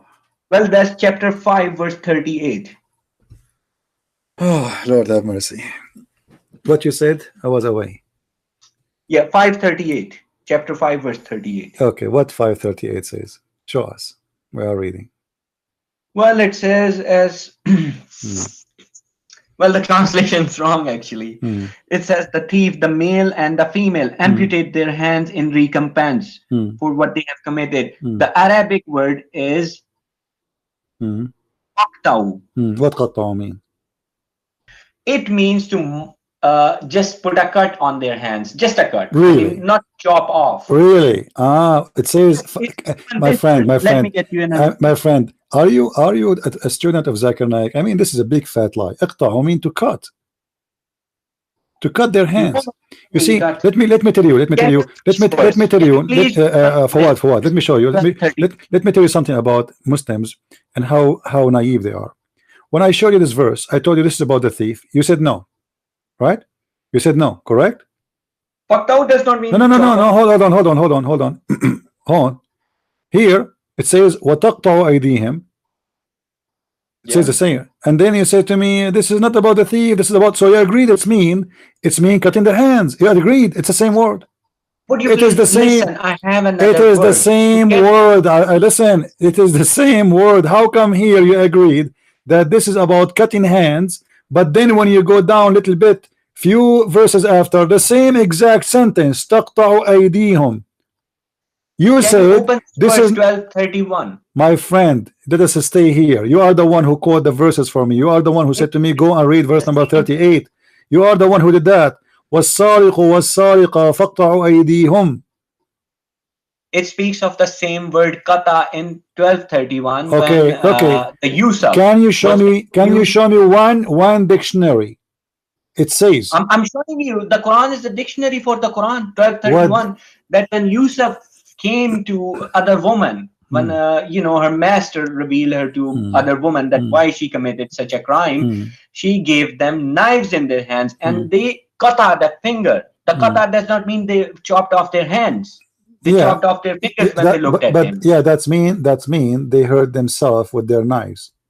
Yes, they put a cut on their fingers. Yeah, but this is, my friend, So understanding this is this is because your Quran is stupid. Because that verse there, it's mean they cut their hands literally. But because nobody will believe that somebody listen. Yeah, it's mean they cut their hands. You don't say فَقَطَعَ يَدَهُ unless you cut the hand totally. If you just made a cut in English, you say jaraha. You don't say qata.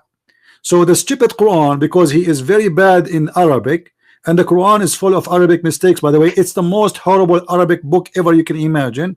But because you don't speak Arabic, we will not go to the topic of the grammars. If you listen. The Quran, you have to stay within if we go right now to Arabic dictionary, do you agree to see what the word qata mean?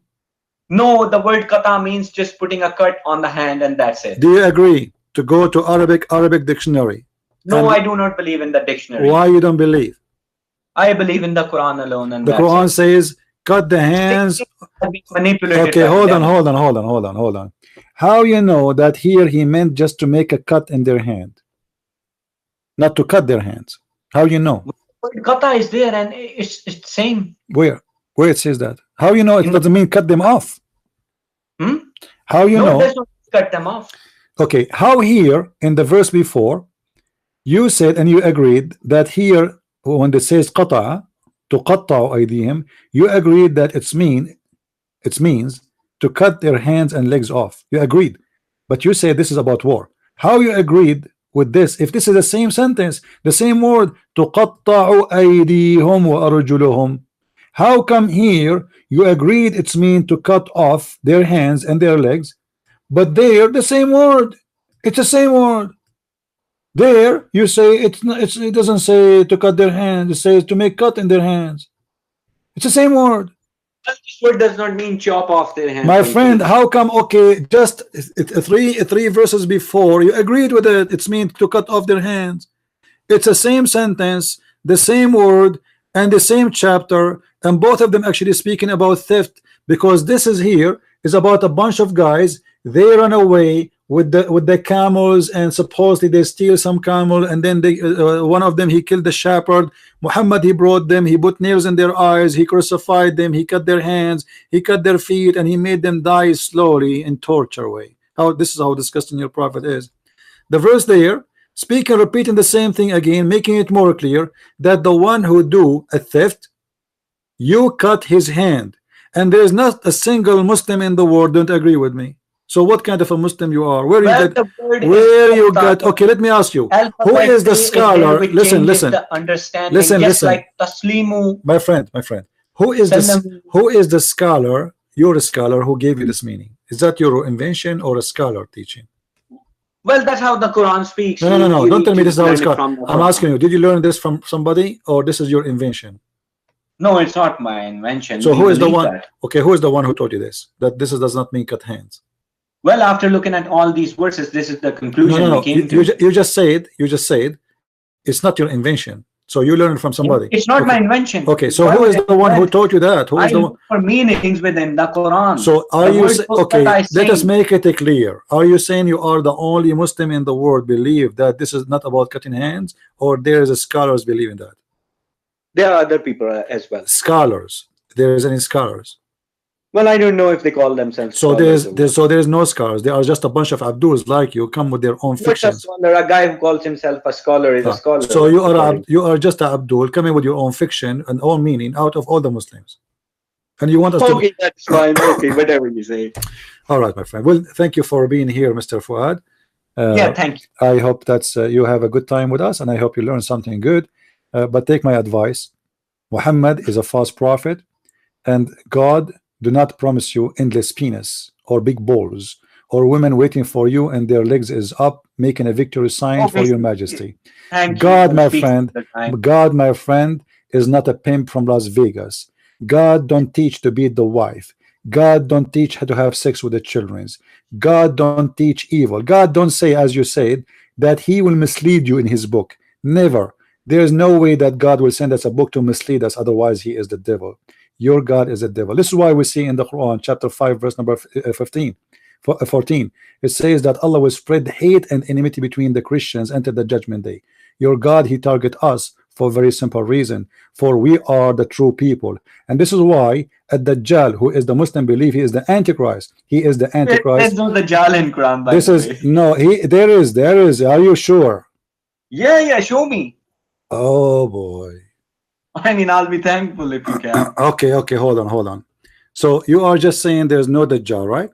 No, there's no Dajjal. Okay. It's a Christian concept being infiltrated in Islam. All right. Have you ever heard of an animal? It's called a jassasa.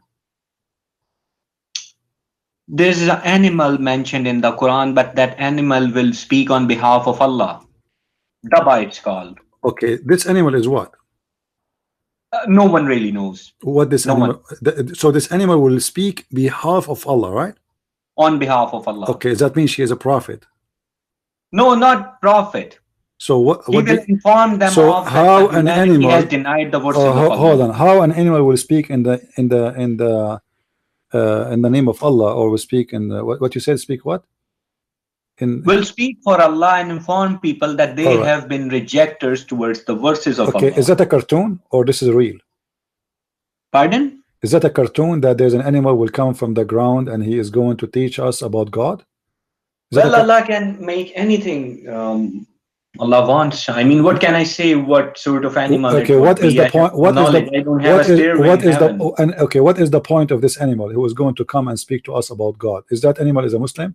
The point is that the judgment day is approaching. Is that animal is a Muslim? Well, you can say that, yeah, sure. So this is a Muslim prophet animal. No, it's not a prophet. It's not making any prophecy. It's just telling people that they have been kafirs till now. You are saying to us, no, hold on. You are saying to us that this animal will speak for Allah. Yeah. Okay. What he will say? That people have been rejecting the verses of Allah. That's all. So the animal will say to us, it will come to he will call me in Skype and he will say to me, Christian Prince, I am an animal sent by Allah to speak to you. How this animal look like? Look like a chicken, a duck, a rabbit, a camel? How he look like? I don't know. Allah knows. Allahu alam. Allahu alam. And is he big or small? I don't know. How we will know that this is not an animal made by Apple store or made by Microsoft or fake? How we know that this is the animal? What if maybe Shaitan will come in the shape of an animal? What do you think? Well, it will not be, you know, a robot or something. It will be some biological creature, might be. Okay. So, is it true that this animal is going to have the stick of Musa and the ring of Solomon? No. I mean, that's just nonsense. Okay. What happened before you go? Like almost we are up with time. What happened to the flying carpet of Solomon? Well, I don't know. Do you think this animal will use it to come back as a limousine? No. Okay. That's another, you know. All right. Okay. What do you think about Sulaiman, a story in the Quran where Sulaiman he lost his kingdom? Do you believe in that story? Yeah, I believe in every story of Solomon in the Quran. He was in control of the genie because of the rings he have. No, there are no rings mentioned. No rings. So how he was controlling the genie? Well, Allah has chained them for Solomon. Allah, he chained the genie? Yeah. How they can work when they are chained? Well, the chains were maybe flexible or something. Flexible chain. Okay, I see. And why Allah he chained the genies for Sulaiman? And the word chain could be metaphorical as well. Metaphorical chain. Here we go. You see, I like metaphorical chain. Okay. Let me ask you: Is making statues is forbidden in Islam? No, because Solomon made statues of himself. All right. Why he made the statues then? Why he's allowed? Because he was the king. Okay. And who is the one who made the statues for him? That's something I'm not sure of. The genie. And I heard that the story says that the genie used to die for him and bring him jewelries. Is that correct? Yeah. Why Suleiman, you know, he's getting this? He's already rich. Why he need the genie to die for him and get him jewelries? Is Well, that? just because he had power and everything, But the yeah, jinns obeyed him. but those genies are shaitan. Why the shaitan is making Suleiman rich? No, I mean, no, not every. If you read the Surah Al-Jinn, not every jinn is a shaitan. Shaitan can be a human, can be a jinn as well. okay. Well, in the Quran, in the verse in front of us, it says, chapter 34, verse 12, that Suleiman, he used to ride the wind by his flying carpet, and by noon he passed the distance of 1 month. How fast is that carpet? Well, I'm not really sure. I can't really answer you on this one. How many people they can ride this carpet? Suleiman, I guess that's it. I don't know. You don't believe in hadith, but according to scholars, there was 600,000 chairs on the top of his flying carpet. I mean, the hadiths are. I don't really want to talk about hadiths. Okay, but then how you know that the flying carpet is a true story? I mean, why you are convinced? But the Quran says so. So just because the Quran says there's a flying carpet. Did you watch ever Alibaba? I think I might have. I don't remember. Okay. Really. Did you watch those stories like the flying carpet and the bird is talking, and the genie in the ball movies? Did you find there's a lot of similarity between them? Yeah, those stories could be, made resembling, Solomon. Okay. Why? Okay. How come if we go and we read in the books of fictions the Jews have, the legions of the Jews, we find that Muhammad is copying stupid stories, fairy tale stories from the Jewish books? What do you think the reason? Those are stories exist before Islam. Muhammad has copied My friend, anything. no. Those stories exist long before Muhammad exists. So there's no way that they are copying from Muhammad, and those are fiction, stupid stories. The Jews, they tell them to their kids. Well, what if they're not fiction and stories? They could be true. What proof do you have that they're not true? Of course, the Jews believe in them. Oh, okay. All right. Have you ever met a genie, Mr. Fuad? No, not yet. Have you? Have you ever heard of Muslims having sex with genie? No, I've never heard all that stuff. Well, the Quran says genies have sex with the children of mankind. Why you are laughing? Are you showing disrespect to the Quran? No, the Quran does not say that. Really? So what if I show you? The Quran said that Satan could be partner in their children, which means that children, they follow the Satan. So they're truly the sons of Satan just because they follow Satan. Okay. That does not mean, Satan has sex with them. Do the Quran have children? Do the Quran have children? Sorry, the Shaitan have children? No. No? I don't know. Okay. Well, if we go to the Quran, we will find that Shaitan, he have children too. And if we go, let us see here. Well, that's sort of metaphorical. Okay. So anything we say, children of Satan. If someone is evil, he's a child of Satan. Yeah, a child of Satan. It's a metaphorical. Yeah, all right. Well, it was very nice talking to you, my friend. Yep, and thank you. Feel free to call me anytime. And sure. I advise you to wake up and read carefully your book. Your book is crazy book. And all what you said to me is recorded there. I want you to listen to it again and again and see how crazy what you just said to me, starting from admitting that your Quran is full of contradictions and you contradict yourself many times. Thank you, Mr. Fuad. Okay. And good to have you. Thank you. Okay. Allah Thanks. Bye-bye. All right. I mean, what I can say, the whole point of this madness, Quran only, is to avoid the stupidity of Muhammad. They think by playing the game of Quran only, they can run away. You cannot. This is the most stupid book. Flying carpet, flying a mule, women who they are virgin, and the Shaitan did not even F them.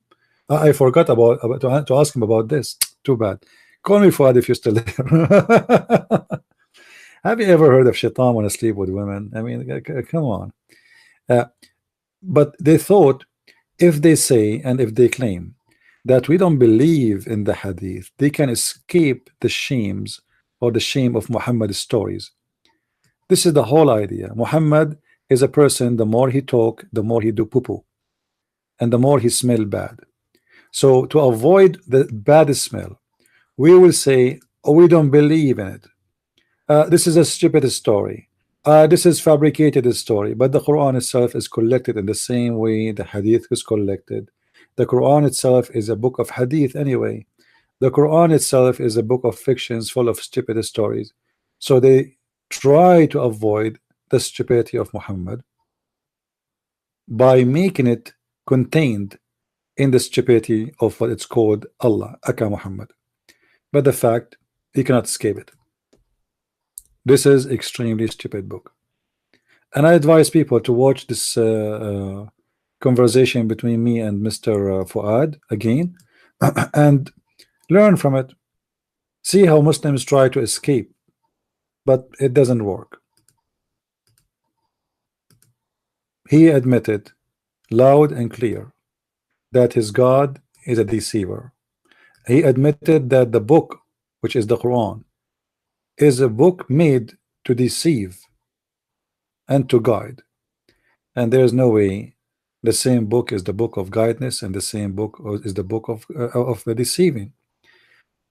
Because simply the one who believes in the Quran is the only one is going to be deceived anyway. So why the God, he want to deceive his own followers? For nobody will believe in this book to be deceived in it anyway, unless he is a believer. Me, I read it as I'm not deceived of anything, because I don't believe in it.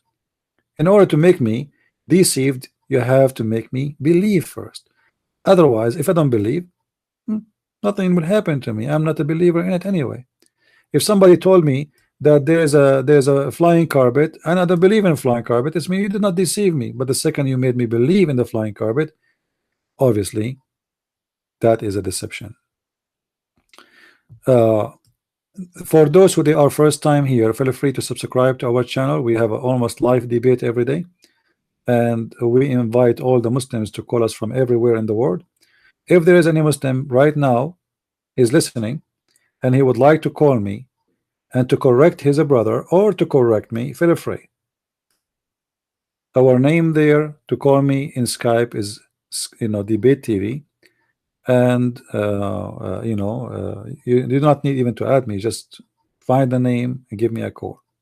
All Muslims are welcome. It doesn't matter if you are big or small. For all of you, at the end of the day, you are too small, for you are following a false God, a God who is superstition, say stupid things. Even in cartoons, they don't even make sense. The prophet of God, first time speaking to a donkey, he asked him if he liked females.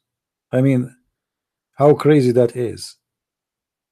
Imagine first time I speak to a rabbit, I say to him, do you like sex? I mean, sex? Do you like females? This is the first question. It doesn't make sense. I am going to take we will take off for now. It's already 8 o'clock, I think, and to make this video only for this debate, so people they will not mix with other people, I will cut off the broadcast and I will come back maybe in 10 minutes. Should I come back, guys, or enough for today? Maybe it's enough for today, because I don't think any Muslim will call back anyway for today. What do you think? Do we have any Muslim there would like to call us?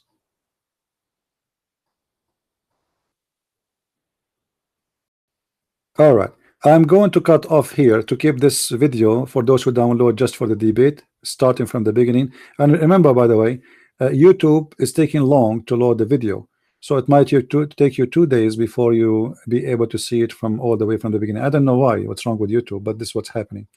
So I'm going to stop broadcast right now, and I will be back in 10 minutes. And feel free, Muslims, to call me back. May the Lord bless you, and see you soon, 5-10 minutes from now again. Thank you. Bye-bye.